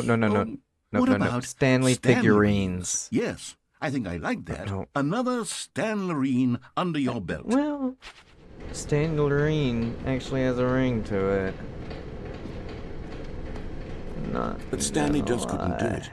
He considered the possibility of facing his boss, admitting he had left his post during work hours. He might be fired for that. And in such a competitive economy, why had he taken that risk? All because he believed everyone had vanished? His boss would think he was crazy. And then something occurred to Stanley. Maybe, he thought to himself, maybe I am crazy. He looked down at the bucket in his arms. Am I crazy? He asked the bucket. The bucket returned his gaze, but said nothing at all.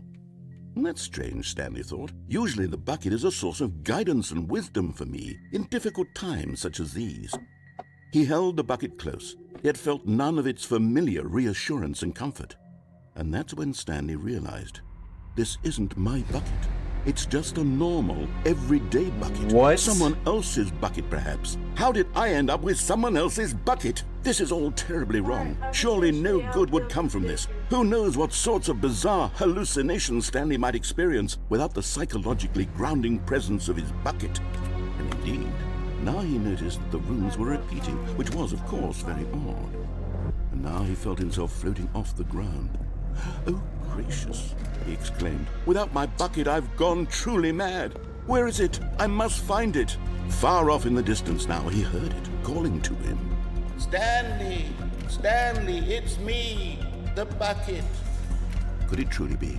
He rushed forward from room to room, passing by one bucket after the next. None of them were his. None of them were his special bucket. Come to me, Stanley. Find me.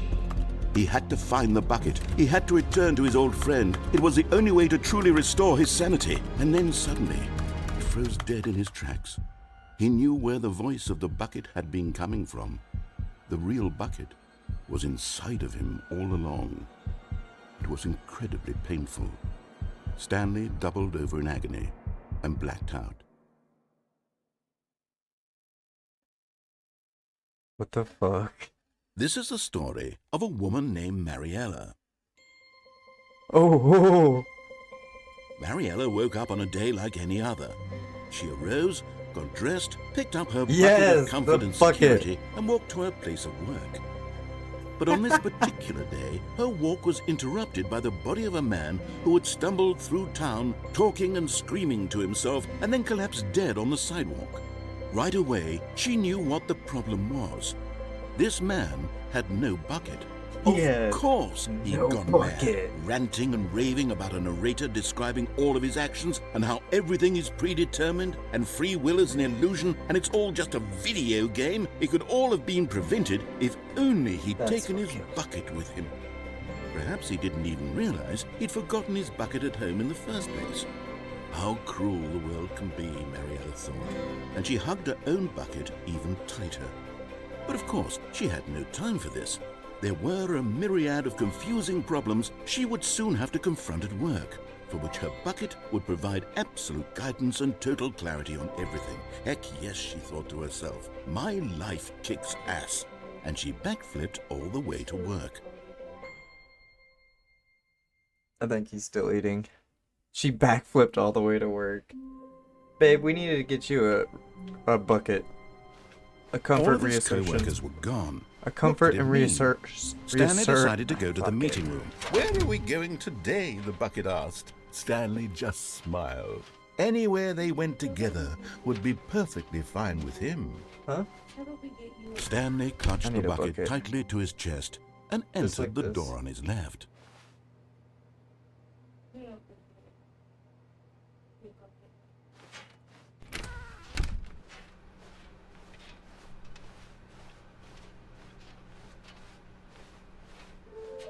Alright. Got three more figurines to get. Stanley, we must move on from this broom closet, simply because I have no remaining stickers. If I did, you can guarantee we'd be in here for hours. But alas, no stickers. 2 stickers is the max. I don't believe you. Babe, Yes. what has 5 toes but isn't your foot? I don't know. My foot.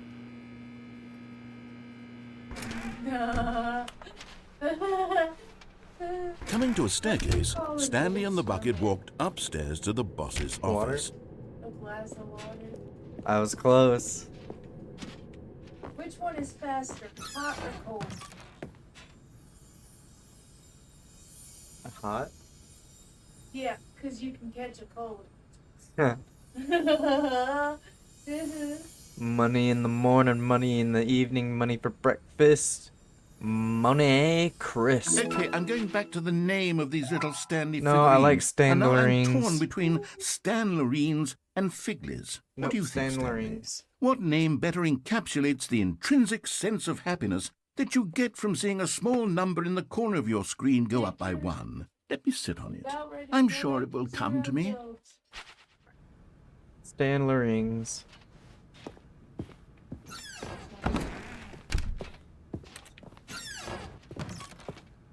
XP. Not playing for free.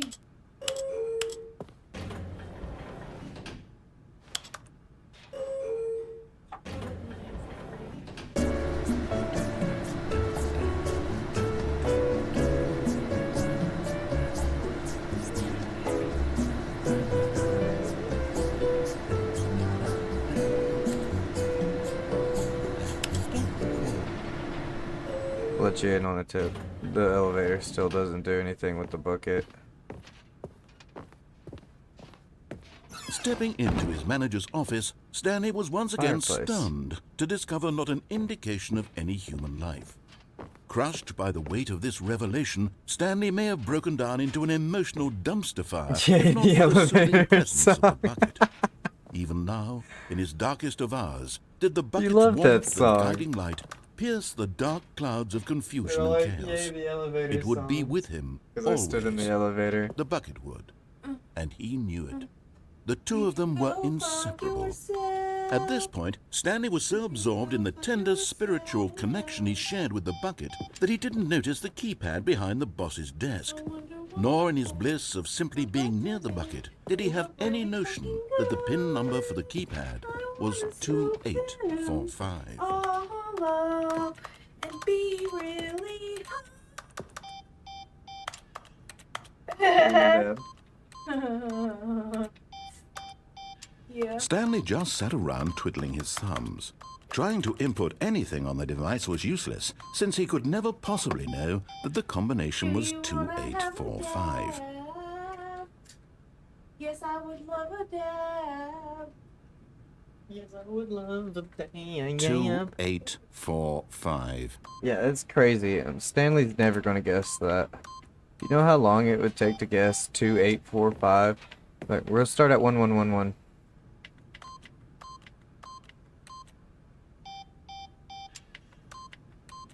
Forgot, but it turns out that the panel's emergency override kicked in, and the door just opened all by itself. And Stanley got the hell along with the story. Well, whoop-de-doo. I was hoping for more bucket-related content.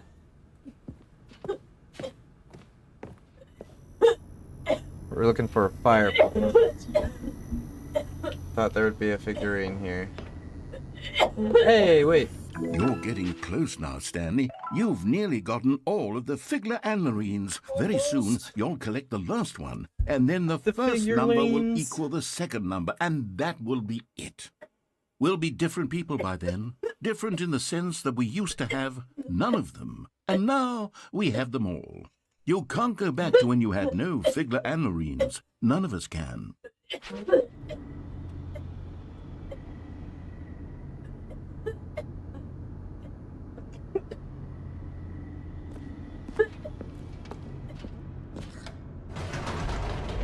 Alright. Elevators. Love them. The figurines. The elevator raced downward, plummeting towards an unknown fate. It's okay, I got my It bucket. would be all Stanley could do to keep himself together, if not for the bucket. Soothing him, comforting him, reassuring that in this darkest moment of uncertainty, he would be all right. The bucket is here for you, Stanley. Everything will be fine.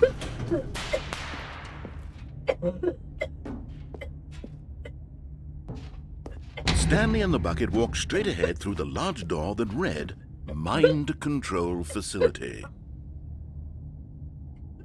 The bucket will save me. Although this passageway had the word escape written on it, the truth was that at the end of this hall, Stanley and the bucket would both meet a violent death. Don't know about that one, Kimasabi. I got the The bucket. door behind them was not shut. Stanley and the bucket still had every opportunity to turn around and get back on track. At this point, Stanley and the bucket were knowingly walking forward into a very painful death for each of them. Bucket's got me.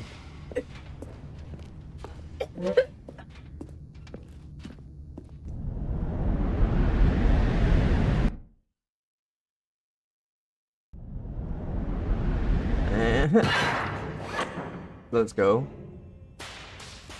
Alright, bucket. How are you gonna save me?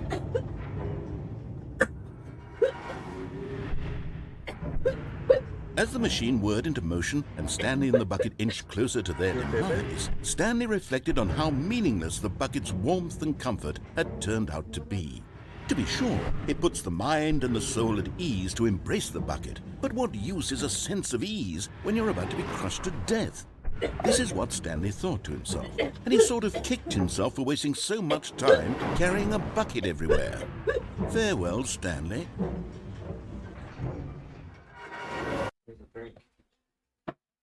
Farewell, Stanley, cried the narrator, as Stanley and the bucket were led helplessly into the enormous metal jaws. In a single visceral instant, the bucket's life came to an end as it was crushed violently to death.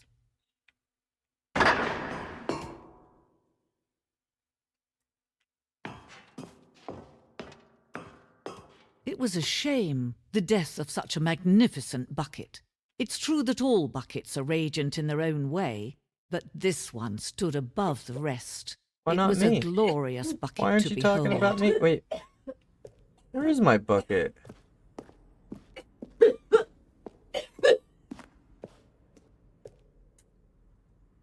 You're standing at a precipice of knowledge. Much like the bucket itself, the human mind is frequently empty within, a cavernous void. But if you use the exhibit in front of you, the mind becomes full and enriched and substantiate. Fuck that word. Knowledge of the bucket and its history is the only true knowledge we really have. Would you take what you learn here out with you into the world? Will you accept with an open mind what may be challenging about the information in this exhibit? Will you change the lives of yourselves and your loved one as a result of this exhibit, or will you turn a blind eye and continue to live as you were in ignorance and darkness? Can you see how arrogant it was for Stanley to take a bucket like this and to claim it for his own? Can you see the hubris that blinded him?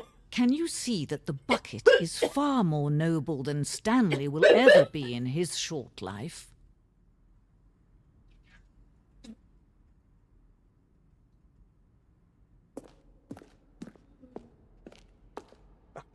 With two handles.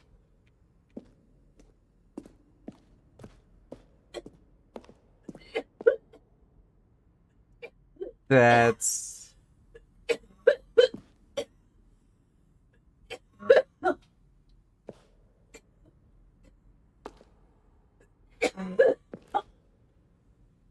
Oh my god.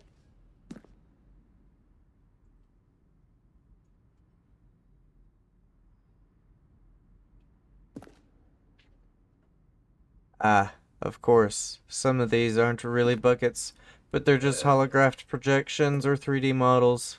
Of course. Definitely 25 bucket. The Inferno bucket?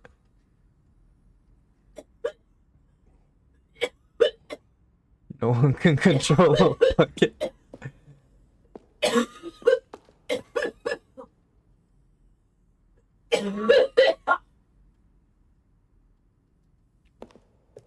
Oh my god.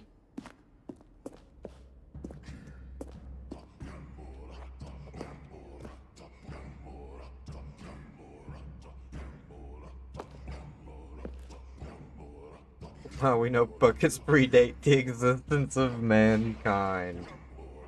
Oh my god. Dude, you put a lot of work into the fucking bucket. No man can own a bucket, and certainly not a bucket as dazzling to behold as this one. It is man who should kneel before the bucket. The hanging bucket.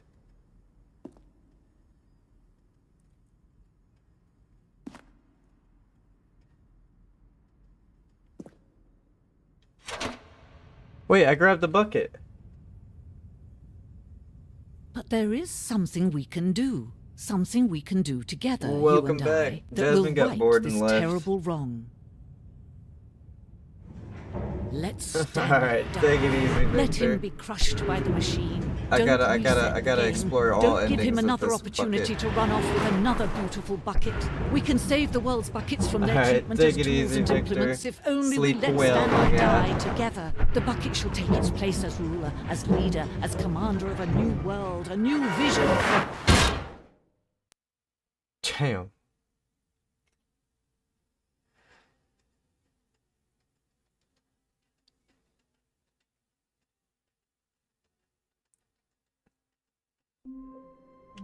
Alright.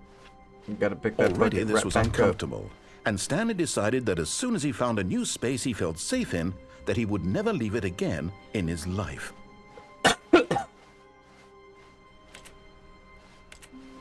A good bucket, a strong bucket, a humble bucket, a committed bucket, a bucket of culture and distinction. A bucket of culture and distinction. Stanley clutched the bucket tightly to his chest and entered the door on his left.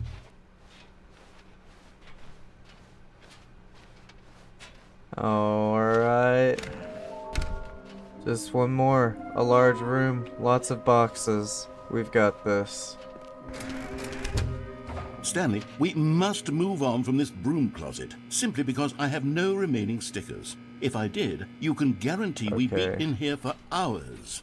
But alas, coming to a staircase, Stanley and the bucket walked upstairs to the boss's office.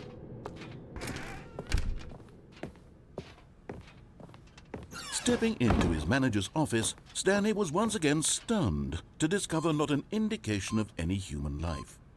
Crushed by the weight of this revelation, Stanley may have broken down into an emotional dumpster fire if not for the soothing presence of the bucket.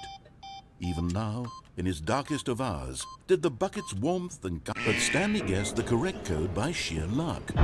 Was it that the bucket knew all along? Was the bucket guiding him? Yes, this is certainly the most logical explanation. It was the bucket. The bucket knows all. Everything. You must fear the bucket. Love the bucket. Be one with the bucket.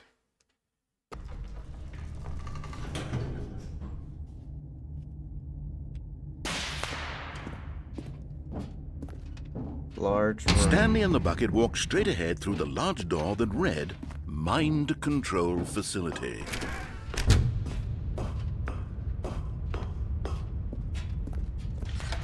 The lights rose on an enormous room packed with television screens.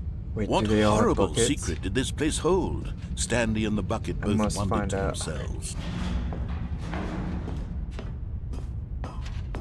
Damn. I think Jasmine took too big of a dab. She's still The monitors coughing. jumped to life, and Stanley nearly give dropped her the something bucket to in drink. shock. Everyone in the office she was could being stop coughing. videotaped, monitored like guinea pigs. They don't have The buckets. bucket had never seen anything like this, and it very nearly burst into tears as Stanley cradled it gently, reassuring it that everything would be fine. The bucket's supposed to be reassuring me, not the other way around. Was the bucket under the mind control facility's influence as well? Had the bucket been told to do things it didn't wish to do? What kinds of things does a bucket want to do or not want to do in the first place? These questions raced furiously in Stanley's feeble mind. No! He screamed into the bucket. He couldn't accept it. His own life in someone else's I can control? just see Never! Stanley bringing the He bucket up squeezed to the his bucket face tighter. and screaming His one no as friend it in the echoes entire into his world. face. At this point, he could trust no one except for the bucket.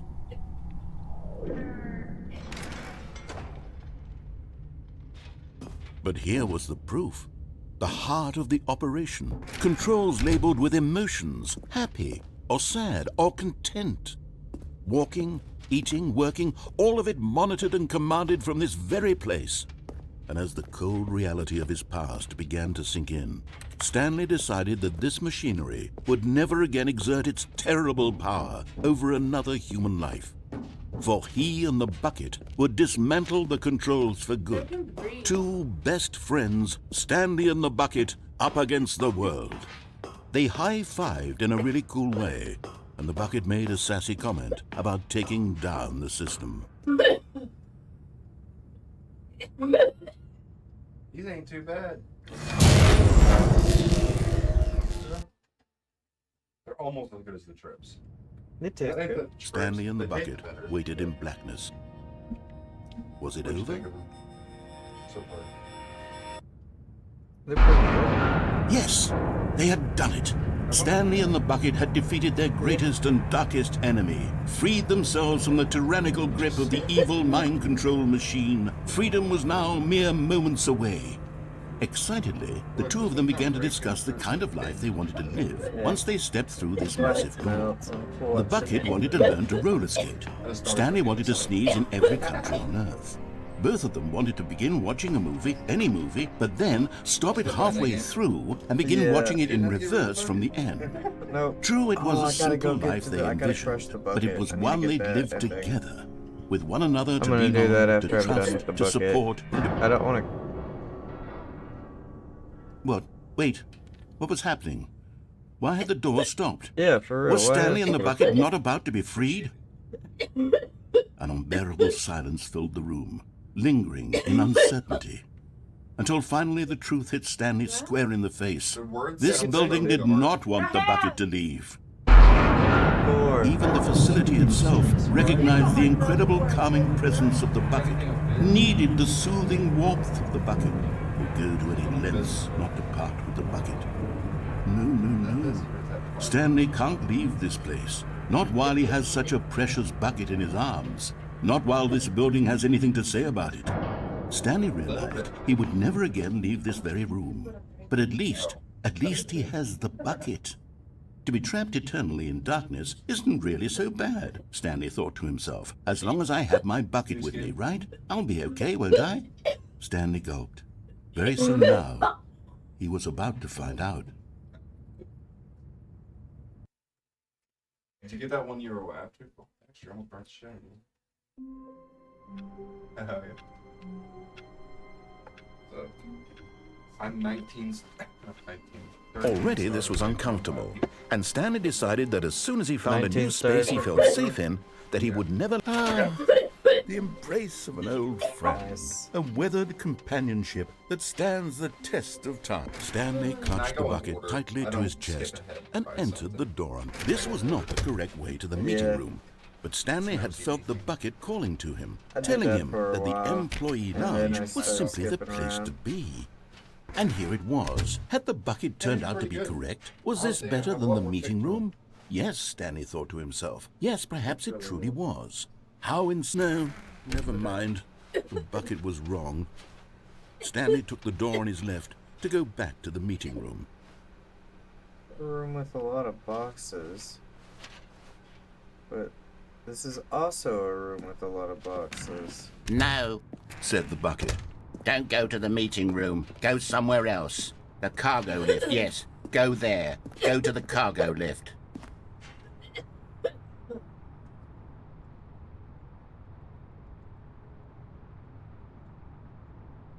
Ah.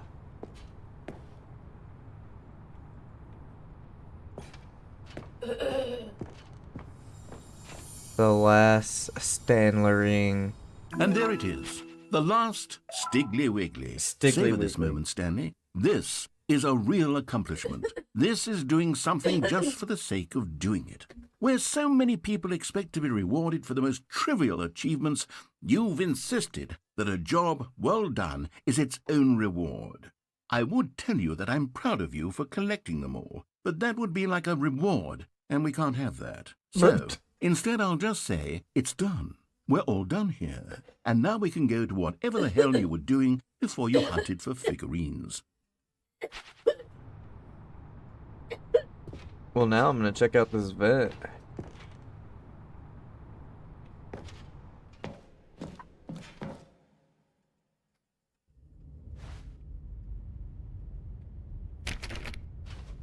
Huh.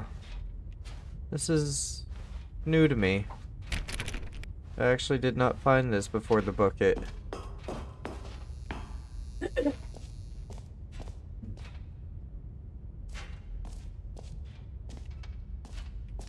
This is where I would have put the figurine. But to be fair, I probably would have never found it.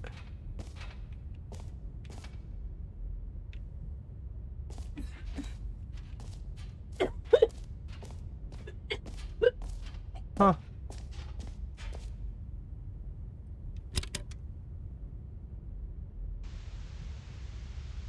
Okay, this is day number 295. Tape number... I don't even know. I've lost track. Nothing feels real anymore. The longer I study this bucket, the less sense anything makes. The sheer euphoria I feel every time I pick it up. No matter how many times I've done it, it's always the same feeling. And the emptiness in my chest when I set it down.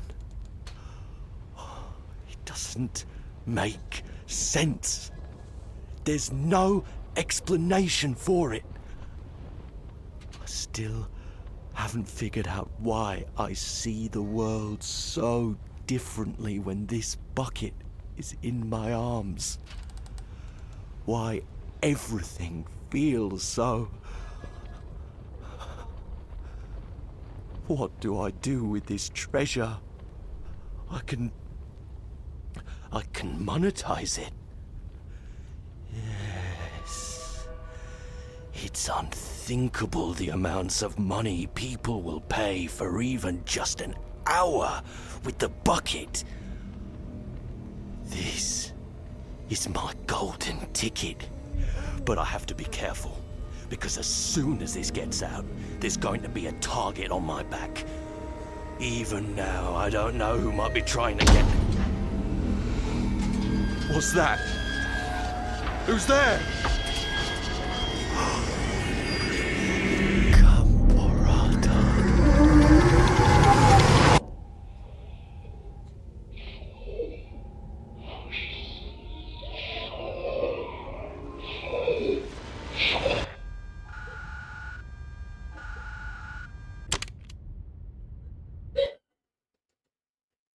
What the fuck?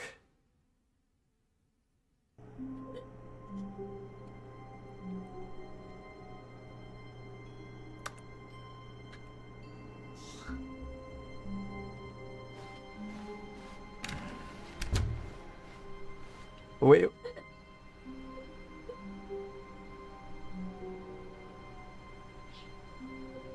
Stanley, I'm sorry, but I have to put a pause on things. It's those figurines. That Those was figlets. trippy. I haven't stopped That thinking was about them since you trippy. nabbed every last one. Wasn't it just the most intrinsically fulfilling moment of your entire life? Didn't it fill you to the brim with inner richness? Yes, I know we're supposed to be telling a story, but won't you please indulge me with one more trip back to the memory zone? I would love nothing more than to revisit the figurines. Just one more time. Stanleys. Now remembering when Stanley found the collectibles.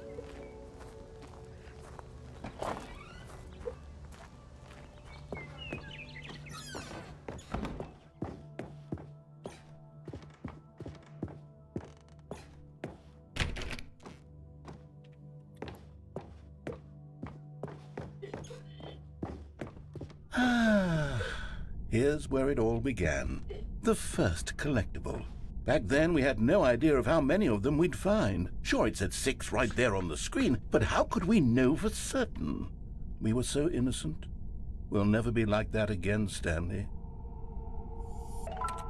7. I got an extra one. Wait.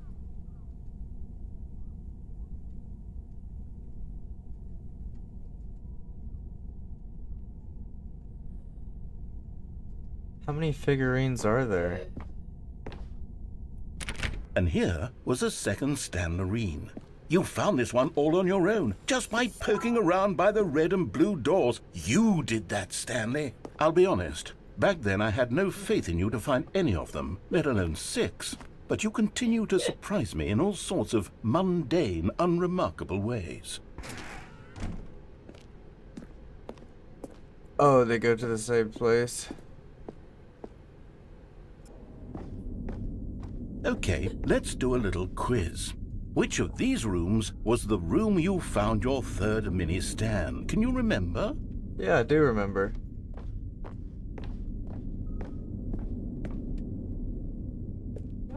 Hey, that's exactly right. It was here, under the stairs. It was the third one. You picked it up, and then after that, you had 3 of them. I'm glad these moments are so crystal clear in your memory, but I shouldn't be surprised.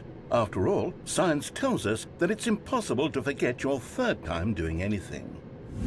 Let's see, what came next?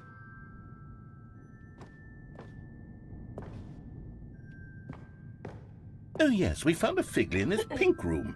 Oh well, I can't actually say I remember being in this room, but it's here in the memory zone, so it must have happened.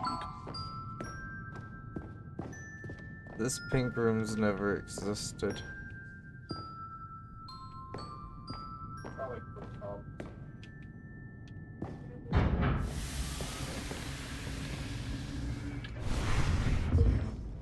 This was the 5th mini Stan, and this one was really something special. It was behind the boss's office. I remember it so clearly. In fact, because this one is particularly special to me, I made a little video to commemorate the occasion. Enjoy. Dude, I've done this kind of video. Oh my god. That's Microsoft fucking video editor. Oh, that's so bad.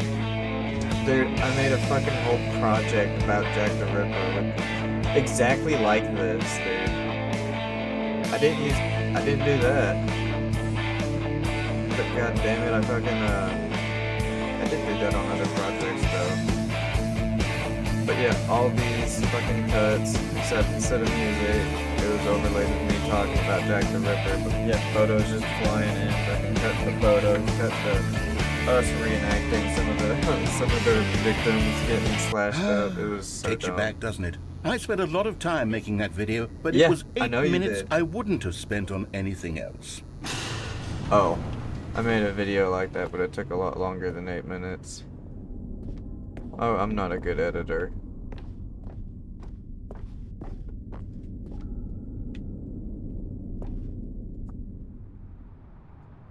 And then, Stanley, then we came to the last collectible, the final figurine, right here in the warehouse. This memory is the most distinct and clear in my mind, perhaps because it was the one that happened more recently than all the others.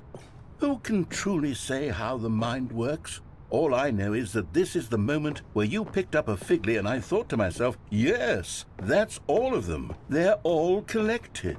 It was a moment unlike any other.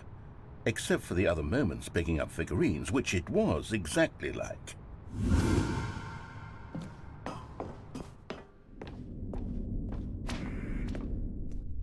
You are in the present.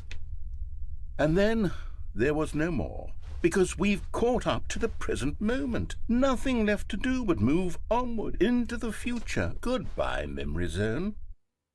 Oh, okay.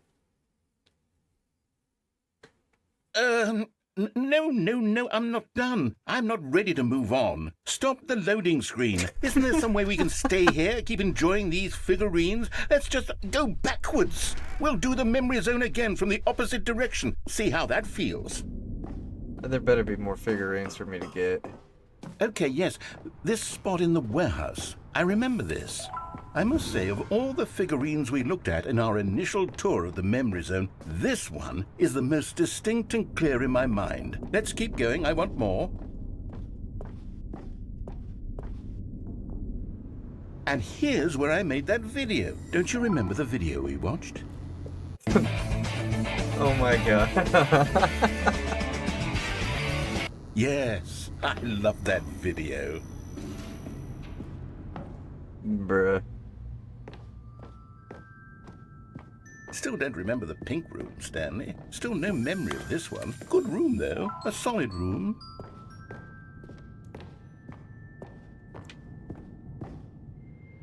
These really were a treat to hunt down. You know, if there had been any kind of reward for finding all of these, it really would have muted the intrinsic joy of collecting them. I'm very glad we resisted the temptation. Next one. Bruh.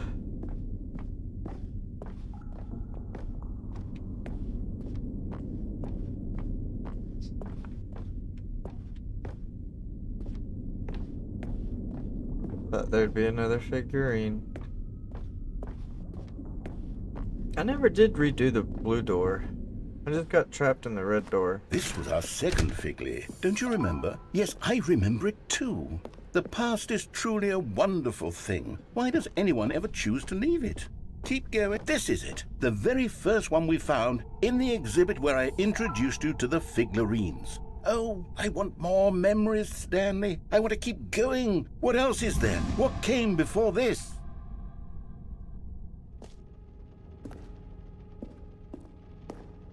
Oh, yeah.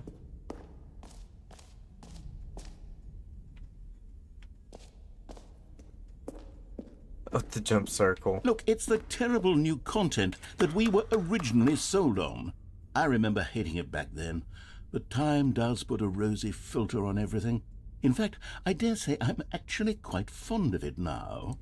Look how much fun the past is. I want more. More memories. More memories.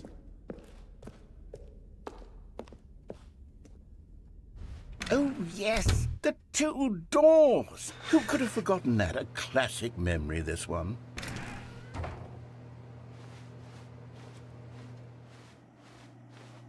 And before everything else, there was your office. Yeah, photo. Is there anything else? Was there something that came before your office? There's something I feel I can remember. I can remember.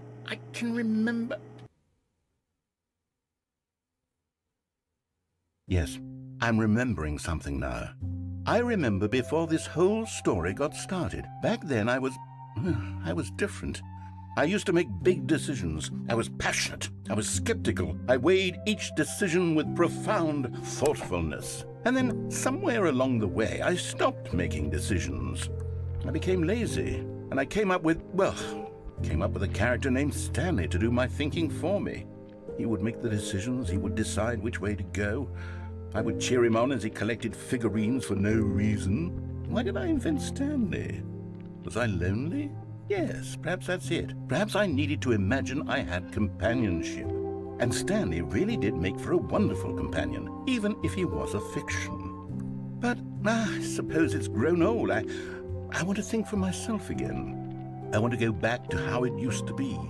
Yes, I can be on my own again. I can do it. I'll be stronger this time. I'll take care of myself. I don't need Stanley anymore. Oh, but he truly was so much fun to play with. You know what? Since we're in the memory zone, how about one more good memory? Let's go back just once and give Stanley one more run of the office, and then I'll retire him for good. I did enjoy telling his story so very much. Okay, here we go. This is the story of a man named Stanley.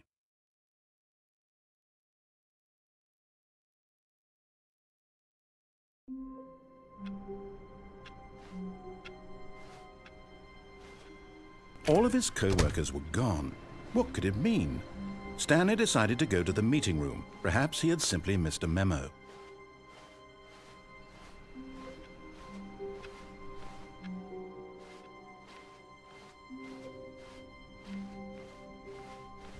When Stanley came to a set of 2 open doors, he entered the door on his left.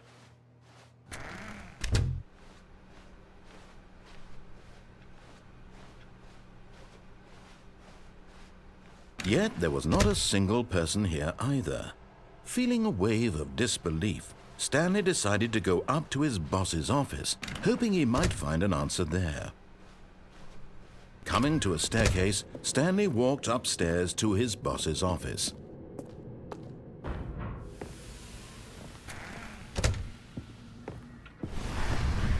Here's the door, just go. Okay.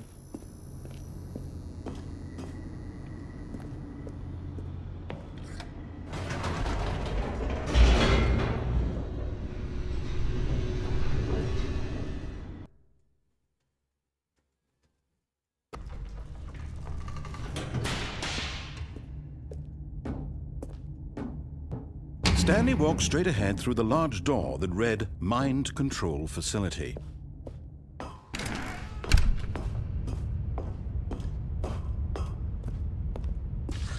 The lights rose on an enormous room packed with television screens. What horrible secret did this place hold? Stanley thought to himself. Did he have the strength to find out?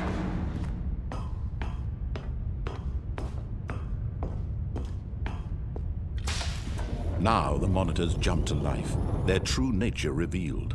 Each bore the number of an employee in the building, Stanley's co-workers. The lives of so many individuals reduced to images on a screen, and Stanley, one of them, eternally monitored in this place where freedom meant nothing.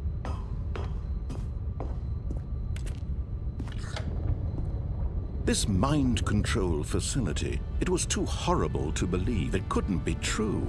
Had Stanley really been under someone's control all this time? Was this the only reason he was happy with his boring job? That his emotions had been manipulated to accept it blindly? No, he refused to believe it. He couldn't accept it. His own life in someone else's control? Never! It was unthinkable, wasn't it? Was it even possible? Had he truly spent his entire life utterly blind to the world? But here was the proof, the heart of the operation. Controls labeled with emotions, happy or sad or content. Walking, eating, working, all of it monitored and commanded from this very place. And as the cold reality of his past began to sink in, Stanley decided that this machinery would never again exert its terrible power over another human life. For he would dismantle the controls once and for all.